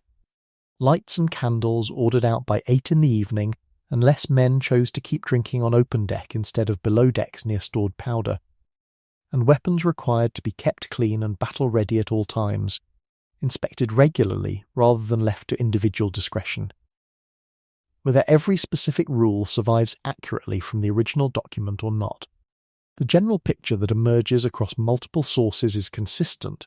Roberts ran less a den of chaos than a genuinely disciplined military operation that simply happened to be robbing people for a living, which likely explains better than any single quality of his personal courage how a reluctant captive turned into the most successful pirate captain in recorded history in under 3 years. Roberts also carried a grudge, and he flew it, after authorities in Barbados and Martinique sent naval vessels to specifically hunt him down at different points in his career, attacks that, according to most accounts, badly wounded him and killed several of his men. Roberts reportedly had 2 new flags designed and flown from his ships afterward, one showing a figure of Roberts himself standing atop 2 skulls, labelled with letters understood to stand for a Barbadian's head, and, on the companion flag, a Martinican's head. A grim and highly personal piece of visual propaganda broadcasting exactly which 2 colonial governments he considered his enemies by name. It's one of the more striking details of his entire career. Most pirate flags of the era communicated a general threat. Roberts's communicated a specific one, aimed at 2 particular governors who had tried and failed to end him. By late 1721, Roberts's fleet had grown to include several vessels, each one, once captured or refitted to his satisfaction, renamed Royal Fortune in turn, the 3rd or possibly 4th ship to carry that name by the time Swallow finally caught up with him. Serving aboard that final Royal Fortune was, among roughly 270 other men, a forced ship surgeon the crew had taken from a captured merchant vessel some months earlier, a Bristol-trained physician named Archibald Selkirk, who had, like most forced medical men of this era, quietly made peace with a role he never asked for, treating pirates' wounds with the same professional care he'd once given to honest merchant sailors, because a wound doesn't much care whose flag flies overhead. Selkirk had grown, in his months aboard, into something like a quiet fixture of the ship, trusted enough by the crew that when Roberts himself came down with a bout of dysentery earlier that winter, it was Selkirk the captain wanted treating him, not out of friendship exactly, but out of the specific, practical trust a dangerous man learns to place in someone whose entire job is keeping him alive. By early February of 1722, Roberts's fleet was anchored near Cape Lopez, and, in a detail multiple accounts agree on, even accounting for the usual caution around this era's sourcing. The crew had spent the preceding days in a heavy, extended bout of drinking, having recently captured several vessels and, by most reconstructions, treating the anchorage as something close to a holiday. Roberts himself was reportedly less affected than most of his men, given his personal habits, but the ship as a whole was, by any military standard, badly unprepared when a large vessel appeared on the horizon on the morning of February 10th. Roberts initially misidentified the approaching ship, according to several accounts, believing it to be a merchant vessel worth pursuing rather than the Royal Navy warship it actually was. By the time the misidentification became clear, Swallow was already closing to combat range, and Roberts, to his credit by every account of his character, chose to fight rather than attempt to flee with a crew that was, by that hour, in no condition for a clean escape anyway. The engagement that followed was brief and lopsided.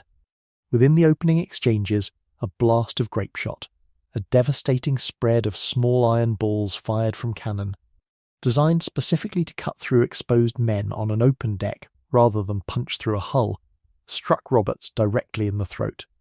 He is generally believed to have died within seconds, at the helm of his ship, in the outfit he'd chosen that morning, as though he already knew, on some level, that this particular battle might be the one he didn't walk away from. What his crew did next is one of the more genuinely moving details buried in an otherwise brutal story.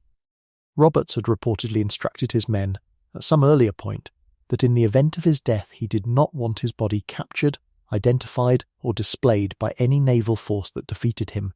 No gibbet, no severed head on a bowsprit. Nothing resembling the fate Blackbeard had suffered 4 years earlier. His crew, in the chaos and grief of the moment, with their captain dead and a Royal Navy warship still firing on them, honoured that request. Selkirk, by the account passed down through crew testimony at the subsequent trial, was among those who helped weight Roberts's body, reportedly still dressed in his full battle regalia, weapons and all, and cast him overboard into the Atlantic before the Swallow's crew could board and claim him as a trophy. It was, in the middle of an already lost battle, an act of loyalty that cost the crew nothing but the last minutes of an engagement they were already losing, performed for a man who could no longer know whether it was carried out. The battle itself ended in surrender not long after. Roughly 272 men were taken prisoner across Roberts's captured vessels, and what followed was one of the largest piracy trials in recorded history. Held at Cape Coast Castle on the Gold Coast in April of 1722, the Admiralty Court proceedings resulted in convictions for the majority of those tried. Approximately 52 men were sentenced to hang, their executions carried out in groups over the following weeks as a deliberate public spectacle intended to send the same message Blackbeard's severed head had sent 4 years earlier, just delivered at a scale no single execution ever could. Others among the captured crew, including a number who could convincingly demonstrate they'd been forced men rather than volunteers, received sentences of indentured servitude, often to the Royal African Company's operations along the same coast where many of them had first been taken captive. A bitter symmetry that historians have noted more than once. Selkirk's specific fate is not clearly preserved in the surviving trial records, which list dozens of names in the kind of clipped legal shorthand that rarely tells a full human story. It's entirely possible he was among those released as a demonstrably forced man, and equally possible he wasn't, and the honest answer 3 centuries later is that we simply don't know. The ship itself, that final incarnation of the Royal Fortune, was taken as a prize by the Royal Navy following the battle. Its ultimate fate after that point recorded only in fragments, the way so much administrative history from this period tends to be: a captured vessel, likely sold, refitted, or eventually broken up in the ordinary, undramatic way that most ships of this era ended their working lives, once they'd stopped being interesting enough for anyone to keep careful track of. No wreck site, no bell with a name stamped into bronze, no 200,000 artifact recovery decades later.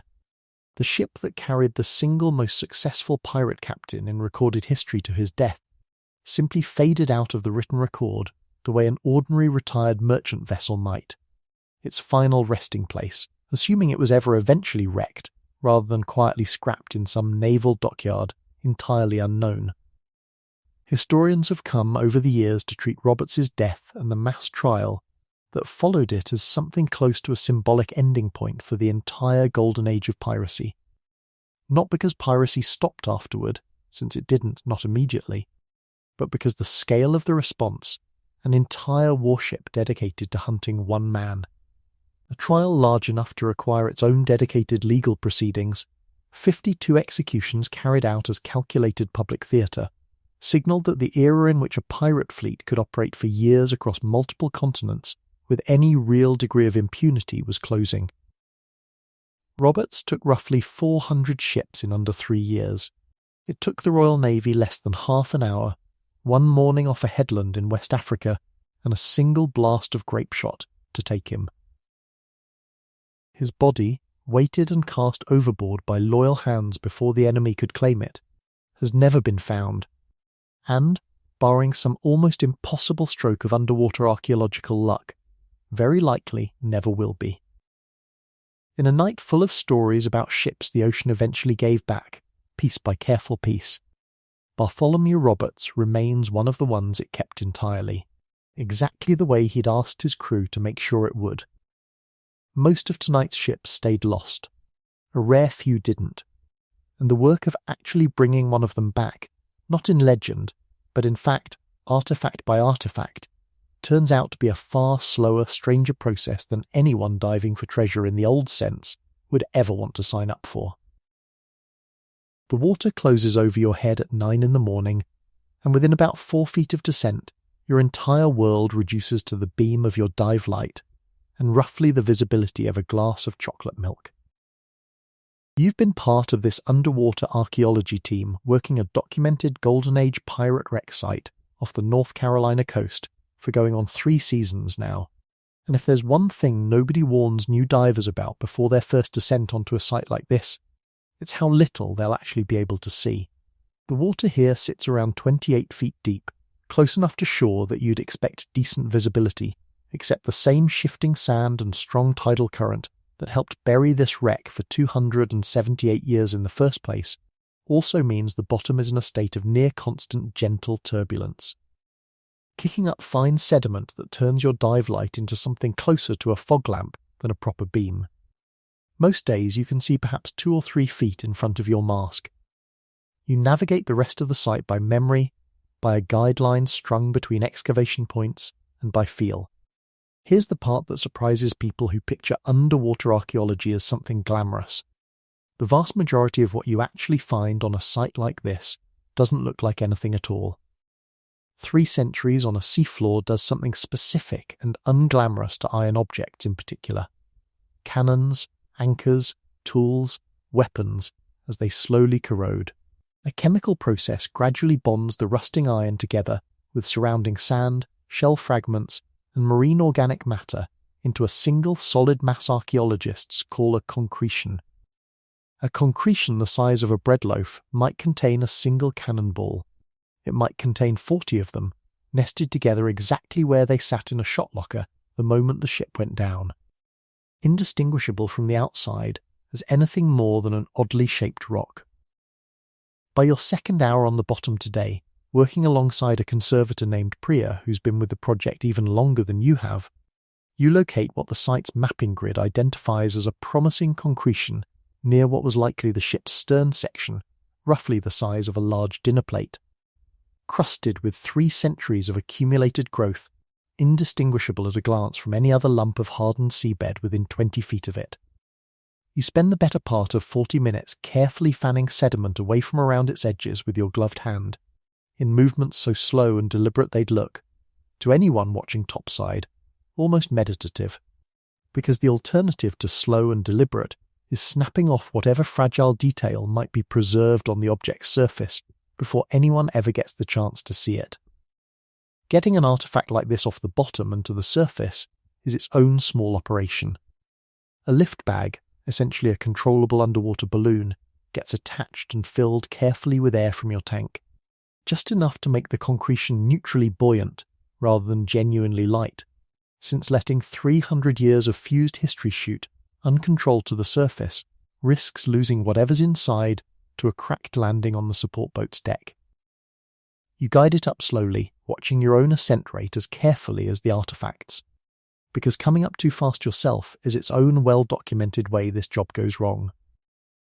What happens once an artifact like this reaches the conservation lab on shore is where the real archaeology actually happens, and it happens slowly enough to test anyone's patience. Before conservators ever attempt to physically open a concretion, the object typically gets X-rayed. A technique that lets researchers see, without risking any damage, roughly what's fused inside before committing to the delicate, sometimes months-long process of carefully removing the surrounding matrix material to expose whatever's underneath. It's not uncommon for a single unassuming concretion to turn out, once imaged, to contain several completely different objects that ended up bonded together purely by chance: a pistol barrel fused against a fork, a scattering of straight pins next to a sword hilt, the ordinary and the martial pressed together the same way they would have sat, jumbled and mixed, in a chest or a pocket the moment the ship went down. By your third season on this project, you've come to understand that the recovery itself, the diving, the sediment fanning, the careful lift bags, is really only the beginning of a process that, for iron objects specifically, can take years to finish. Once freed from its concretion, an iron artifact still has centuries of absorbed salt embedded deep in its corroded structure, and if it's simply allowed to dry out in open air, that salt reactivates and destroys the object from the inside within weeks. The solution is a process called electrolytic reduction, submerging the artifact in a chemical bath and running a low-level electrical current through it over a period that, depending on the object's size and condition, can run anywhere from several months to several years, slowly drawing the destructive salts out and stabilizing the metal underneath. A single cannon recovered from a site like this can spend longer in a conservation tank than it ever spent actually firing shots at sea. Organic material presents its own version of the same patience problem. Wood, leather, and rope recovered from an underwater wreck have typically had all their original structural cellulose slowly replaced by water over the centuries, meaning the object is, in a very real physical sense, mostly water held together by whatever fibrous structure remains, and if it's allowed to simply air dry, it will collapse and crumble within hours. Conservators instead soak recovered organic artifacts in a series of chemical baths over months or years, gradually replacing the water inside the material's structure with a stabilizing compound that lets the object eventually be safely dried and displayed without disintegrating the moment it meets open air. Here's what nobody quite prepares you for emotionally on a project like this. Even after 3 seasons, the small, ordinary objects tend to land harder than the dramatic ones. A recovered cannon, however impressive, reads mostly as a weapon, an abstraction of violence 3 centuries removed from anyone who might have fired it. A recovered pewter cup or a slate pencil still faintly showing the ghost of numbers someone once scratched into it, or a single glass bead from a trade necklace does something different. It puts a hand back into the story. Someone specific, unnamed and unknowable now, who once held this exact object, used it, maybe worried about losing it, in the last ordinary hours before the ship they were standing on stopped being ordinary at all. By your 4th season, the project's total recovered artifact count from this single site has climbed past a scale that's honestly difficult to hold in your head all at once, comfortably into the hundreds of thousands, ranging from cannons and anchors down to individual straight pins, each one logged, numbered, photographed, and slowly, patiently stabilized in a lab that, on any given day, might have artifacts from a dozen different centuries-old moments soaking in adjacent tanks.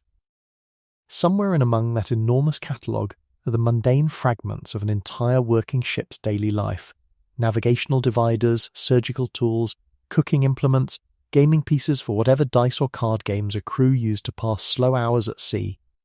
Objects that collectively paint a far more complete, far less romantic picture of pirate life than any flag or legend ever could.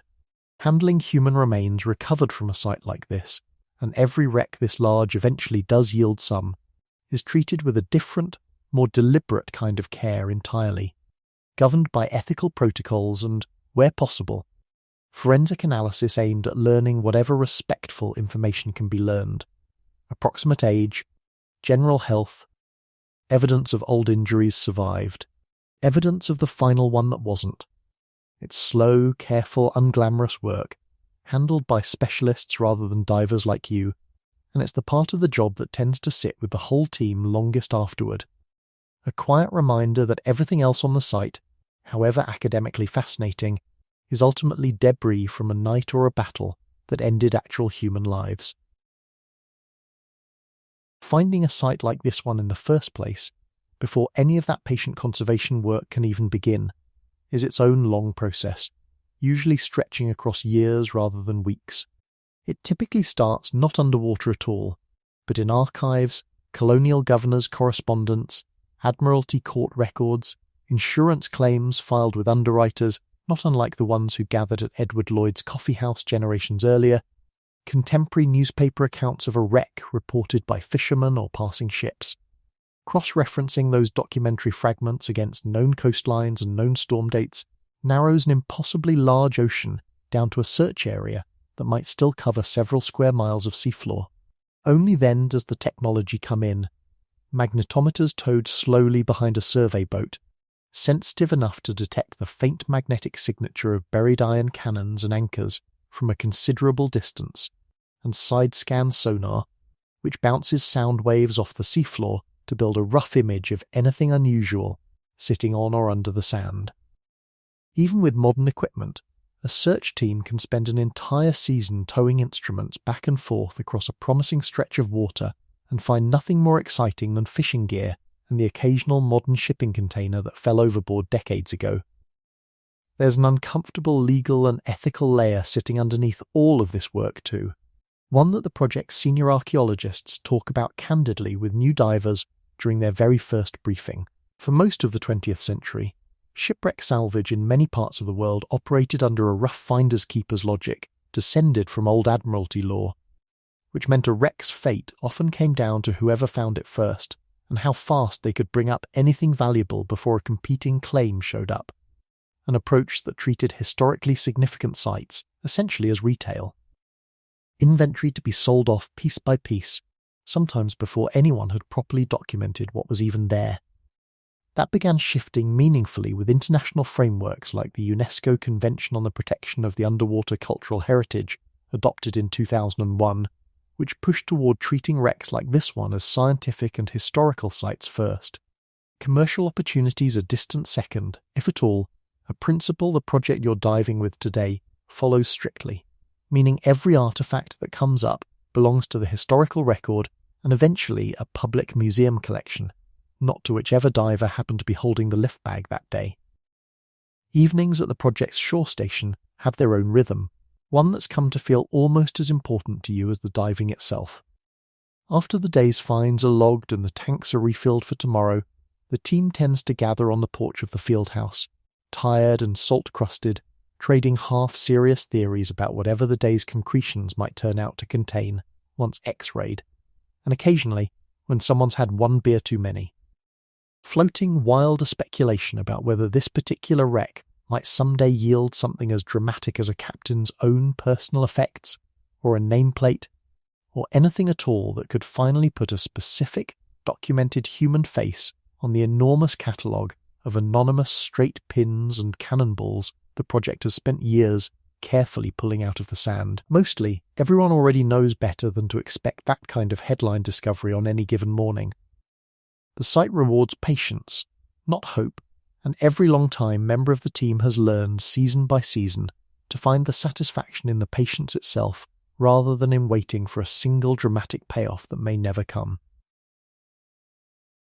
Late in your second season, a storm nearly took the whole project back to square one, and the memory of it has a way of resurfacing every single time the marine forecast shows so much as a stray tropical wave forming somewhere off the African coast. A hurricane tracked up the Atlantic that September, close enough to the Carolina coast that the project director made the call 3 full days out to suspend all diving, secure every piece of surface equipment, and evacuate the shore station entirely, a decision made possible only by satellite imagery, computer modelling, and a National Hurricane Center forecast tracking the storm's projected path with a level of advance warning that would have sounded like sorcery to any sailor in tonight's earlier stories. Bellamy had, at absolute best, maybe an hour's warning of what was coming for the wider, and that warning came in the form of a darkening sky he could see with his own eyes rather than a modelled forecast track. You had 3 days, a full evacuation plan, and a weather service tracking the storm's exact wind speed from orbit, and still, when the storm finally passed and the team returned to the site a week later, the wreck itself had shifted. Not dramatically, this ship has been settling into this same patch of seafloor for nearly 3 centuries and isn't going anywhere as a whole, but enough sand had moved that 2 previously mapped excavation units had to be entirely relocated, and a section of hull timber the team had spent the better part of a month carefully exposing was buried again under several feet of freshly deposited sediment, undoing weeks of painstaking, centimetre by centimetre work in the span of a single tide cycle. It was, everyone on the team agreed afterward, a small humbling reminder of exactly the lesson Sable Island teaches on a much larger scale. The ocean doesn't consider any of this finished, just because modern people have decided to start paying careful attention to it. It simply keeps doing what it's always done, on its own schedule, whether anyone's watching or not. One visit to the shore station has stayed with you longer than almost any single dive. A delegation connected to cultural heritage organisations with ties to Gabon spent an afternoon touring the conservation lab a couple of years back, part of a broader, ongoing effort by the project to engage respectfully with the history this particular ship carries beneath its more famous pirate story. Because before it was ever a pirate flagship, this vessel began its documented life as a French slave ship, and several hundred captive Africans had already endured months of the Middle Passage aboard her before Blackbeard's crew ever appeared on the horizon.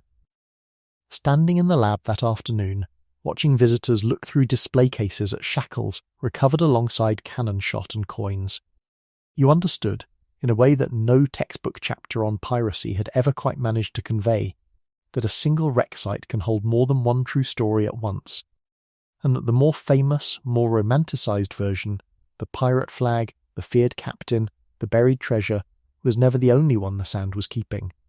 The single find that changed how you personally think about this work came in your 3rd season, on an unremarkable Tuesday that started exactly like every other diving day that summer. Same pre-dive briefing, same slow descent through the same chocolate milk visibility, same guidelines strung between excavation points you could probably follow blind by now. About 90 minutes into the dive, working a grid square near what the site map identified as the likely location of the ship's main hold, your fingers brushed against something under a thin layer of sediment that didn't feel like the usual ballast stone or scattered shell. It was small, roughly the size of your palm, distinctly rounded on one side and flat on the other, and when you finally worked it free and turned your dive light on it directly, you were looking at a pocket sundial, a small brass navigational instrument, the kind a sailing master or an officer might have carried personally, its engraved markings still faintly visible under 3 centuries of accumulated tarnish and marine growth. It wasn't gold, it wasn't dramatic.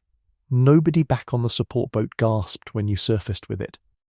But Priya, examining it later under better light in the lab, pointed out something that stuck with you long after that dive ended.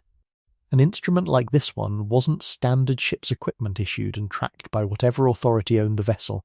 It was personal. Someone aboard this ship had owned this object individually, had likely carried it in a pocket or a small case, had used it, maybe daily, maybe only occasionally, to check the sun's position and estimate the hour.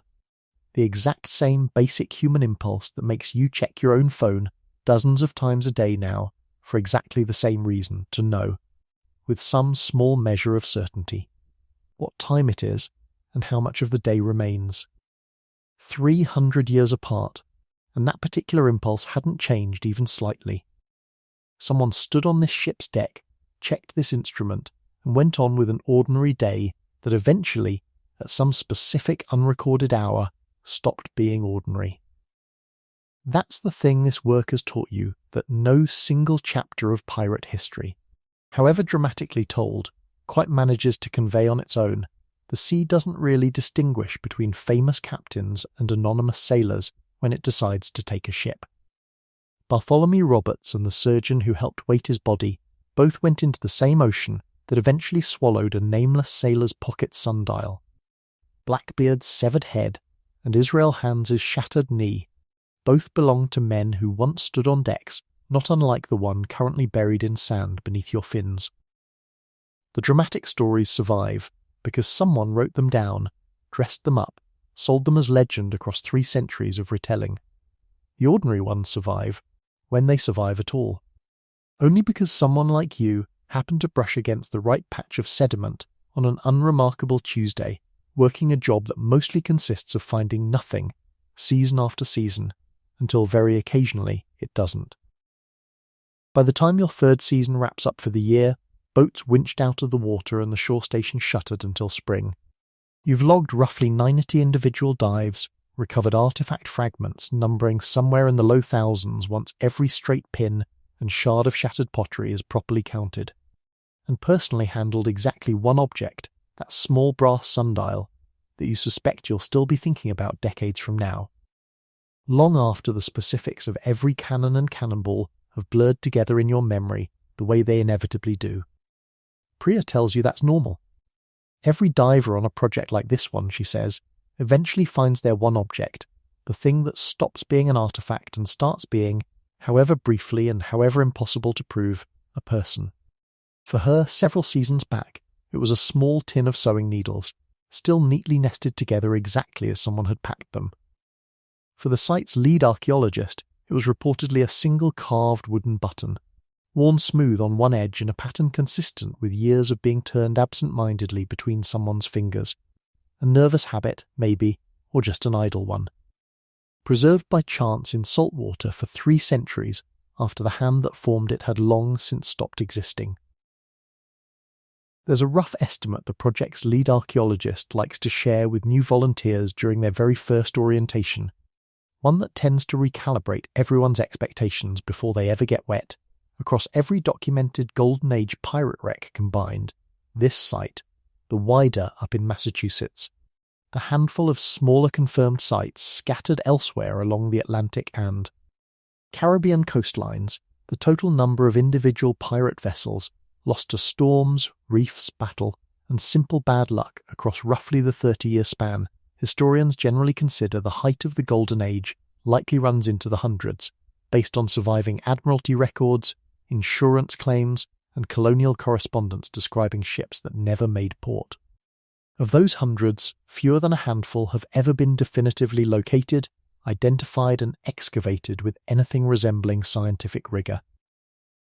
Everything else, every other ship that went down carrying its own crew, its own captain, its own version of tonight's stories, is still out there somewhere, sitting in the dark, waiting on a magnetometer signature or an archival lead, or a lucky pass of side-scan sonar that may never actually come.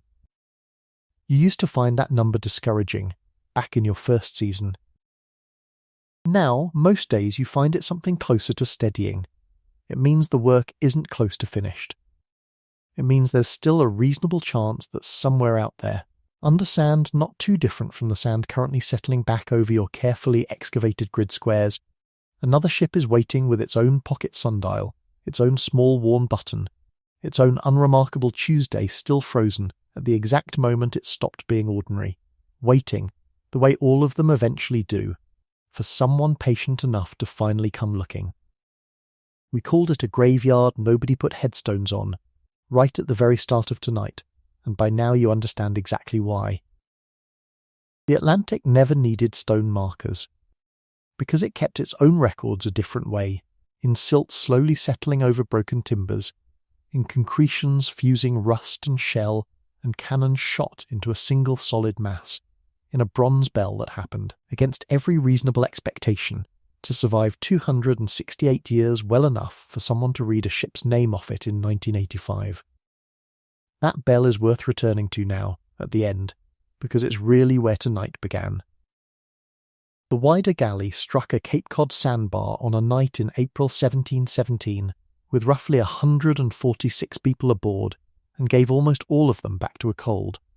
Indifferent sea within the space of about 45 minutes. Only 2 men swam away from that wreck. Everyone else, Bellamy included, wherever his particular bones eventually settled, became part of the same silence that swallowed nearly every other ship in tonight's story. And yet, out of that one specific catastrophe, out of 144 ordinary and extraordinary deaths, came the single clearest piece of proof this whole night has to offer, a bell, a name, a wreck site 300 years later, that patient, careful people are still gently excavating, one concretion at a time, the way you spent your own 3 seasons doing on a different wreck a little further south. Think about how much of tonight's story runs on exactly that kind of contrast. Comfort right up against catastrophe, with almost nothing separating the two. Micah, humming a half-remembered tune from A Life Before Barbados, wrapping one hand around a young shipmate's collar in the dark, at the exact second a rogue wave threatened to take the whole sloop over, and somehow, against fairly reasonable odds, not going over after all. Ezra, obsessively rechecking every knot count on the logline for days after an 11-mile navigational error nearly put an entire crew onto the same reef that had already claimed a Spanish treasure galleon 80 years earlier.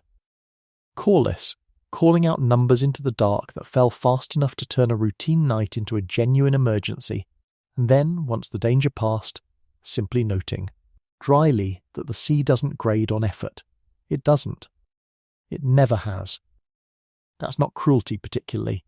It's just physics, indifferent to intention, exactly the same whether the person navigating is careless or careful, generous or cruel, famous or never named at all. And some of tonight's ships never got the chance at that kind of contrast, because nothing about their ending was close or narrow. Blackbeard's Queen Anne's Revenge sat under Carolina Sand for 278 years before Mike Daniels' survey team finally found it in 1996. And even now, after 3 decades of careful recovery work and well over 300,000 catalogued artifacts, the man whose name the ship still carries has never once turned up in all that sand. Not a bone, not a fragment, nothing at all. Because he wasn't aboard when she grounded, and his own remains rest somewhere off Ocracoke that has never given up so much as a splinter of proof. Bartholomew Roberts went even further than that. His own crew, in the final chaotic minutes of a battle they were already losing, made absolutely certain the sea would keep him completely, weighting his body in full battle dress, and casting him overboard specifically so that no enemy hand would ever get the chance to put him on display the way Blackbeard's head had been displayed 4 years earlier. It worked. It's still working, 300 years later. Some men, it turns out, get their exact final wish granted by the one force in this entire story large enough, patient enough, and thorough enough to guarantee it. Sable Island doesn't care about any of that symbolism, and never has. Long before Bellamy, long before Blackbeard, long before any Golden Age pirate ever sailed within 100 miles of it, that low crescent of sand off Nova Scotia was already quietly collecting wrecks, and it has kept right on collecting them since, well into an age of satellite navigation that was supposed to have made this particular kind of disaster obsolete. Somewhere out there tonight, 500 feral horses that trace their ancestry back to a handful of animals landed on that island sometime in the 1700s, are grazing on thin grass directly above ground that has swallowed, by conservative estimate, thousands of human lives across 4.5 centuries, sanctuary and graveyard occupying the exact same 26 miles of sand, without the slightest apparent contradiction, because the ocean has never once required its stories to make tidy moral sense. And then there's Charles Vane, standing alone on an empty beach in the Bay of Honduras, watching a rescue ship carry away every other man he'd been marooned with, while a 14-year-old named Robin, the best turtle hunter that stranded little community ever had, and a boy whose name never once appears in any surviving trial record afterward, sailed off into the kind of unremarkable, undocumented life that tonight has argued, again and again, is the closest thing this ocean ever hands out to a genuinely happy ending. Vane's own reputation caught up with him eventually, off a beach and then off a second ship weeks later, in a coincidence cruel enough that it's almost hard to believe it actually happened exactly that way. But Robin just walked off, unnamed and unbothered by history, into whatever quiet decades came next, sometimes surviving as the whole story. It doesn't need to be more dramatic than that to matter. That brings us in a way right back to where tonight's very last chapter left off, to a modern diver working a wreck site in visibility you could measure in inches rather than feet, spending an entire 90-minute dive fanning sediment away from a single small brass sundial that once sat, quite literally, in somebody's actual pocket. 300 years separate that sundial from the phone most of you are, statistically, at least a little bit tempted to check again before you finally fall asleep tonight. The instrument changed completely. The impulse behind it, wanting, however briefly, to know what time it is, how much of the day remains, whether there's still time left to do whatever needs doing, apparently hasn't changed even slightly in 3 centuries, and there's something worth holding on to in that. Whoever carried that sundial aboard whatever ship it eventually sank with is unknowable to us now, one more name the sea declined to keep. But the small human habit that object represents is still recognisably, completely yours. Tonight, right now, in a bed that isn't tilting, under a roof that isn't taking on water, with nothing at all coming through the dark to end your evening early. There's one more small thread worth pulling before we let this story go entirely. Every single ship tonight, the Wider, Jennings's storm-battered sloop, the Queen Anne's Revenge, the nameless sloop that put an 11-mile gap between Ezra's careful knot counts and the actual coastline, Vane's wrecked flagship, Roberts's final royal fortune, was, in the end, just wood and rope and canvas, built by ordinary hands in ordinary shipyards, indistinguishable at the moment of construction from 1,000 other vessels that never became stories at all. What turned a handful of them into legend wasn't the wood. It was what happened to the people standing on it, in one specific stretch of one specific night, when the weather or the reef or a captain's own choices finally came due. Take away Micah's steady grip on a shipmate's collar in the dark. Take away Selkirk quietly helping weight a dead captain's body so the sea alone could keep him. Take away a 14-year-old's patient hours wading Bay of Honduras shallows with a turtle line. And you're left with nothing but timber statistics, tonnage, gun counts, dates. The people are what turned all of it into something worth staying awake for a little while to hear, and now, having heard it, worth finally letting go of, so sleep can have its turn. So let that fan keep humming, low and steady, like wind through rigging on a ship that tonight isn't going anywhere. You're not aboard the Wider in that final 45 minutes. You're not on a sinking sloop off the Bay of Honduras, watching a rescue ship shrink toward the horizon without you on it. You're not 278 years deep in Carolina sand, waiting for someone with a magnetometer and a great deal of patience to finally come looking. You're here, warm, still, dry. You're warm. You're safe. Tonight, that's enough.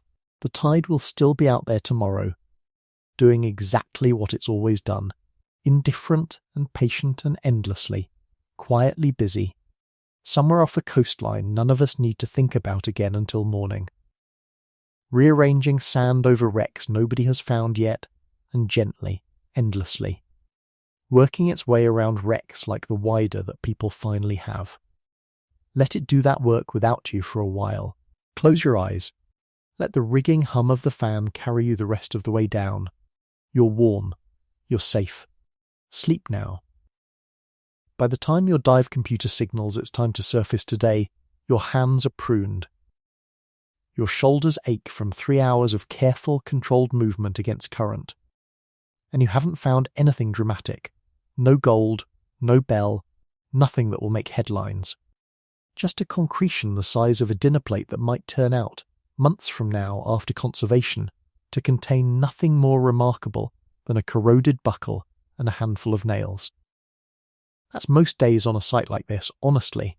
The dramatic finds, the bells with legible names, the loaded cannons, the diamond-studded crosses are the rare exception in a process that's mostly patient, unglamorous, incremental work, performed in water you can barely see through, for a payoff measured in years rather than moments.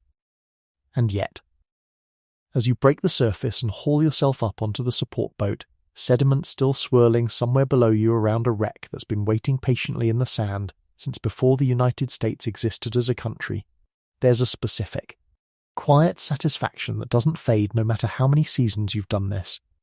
Somewhere in that murky water is the physical, undeniable proof of every story tonight has told. Not the legend, not the dramatized retelling filtered through a book written by a man whose own identity is still debated 3 centuries later, but the actual, corroded, salt-soaked object itself, waiting to be found. Catalogued, stabilized, and finally, after centuries of silence, allowed to tell whatever small, true fragment of its story the sea was willing to give back.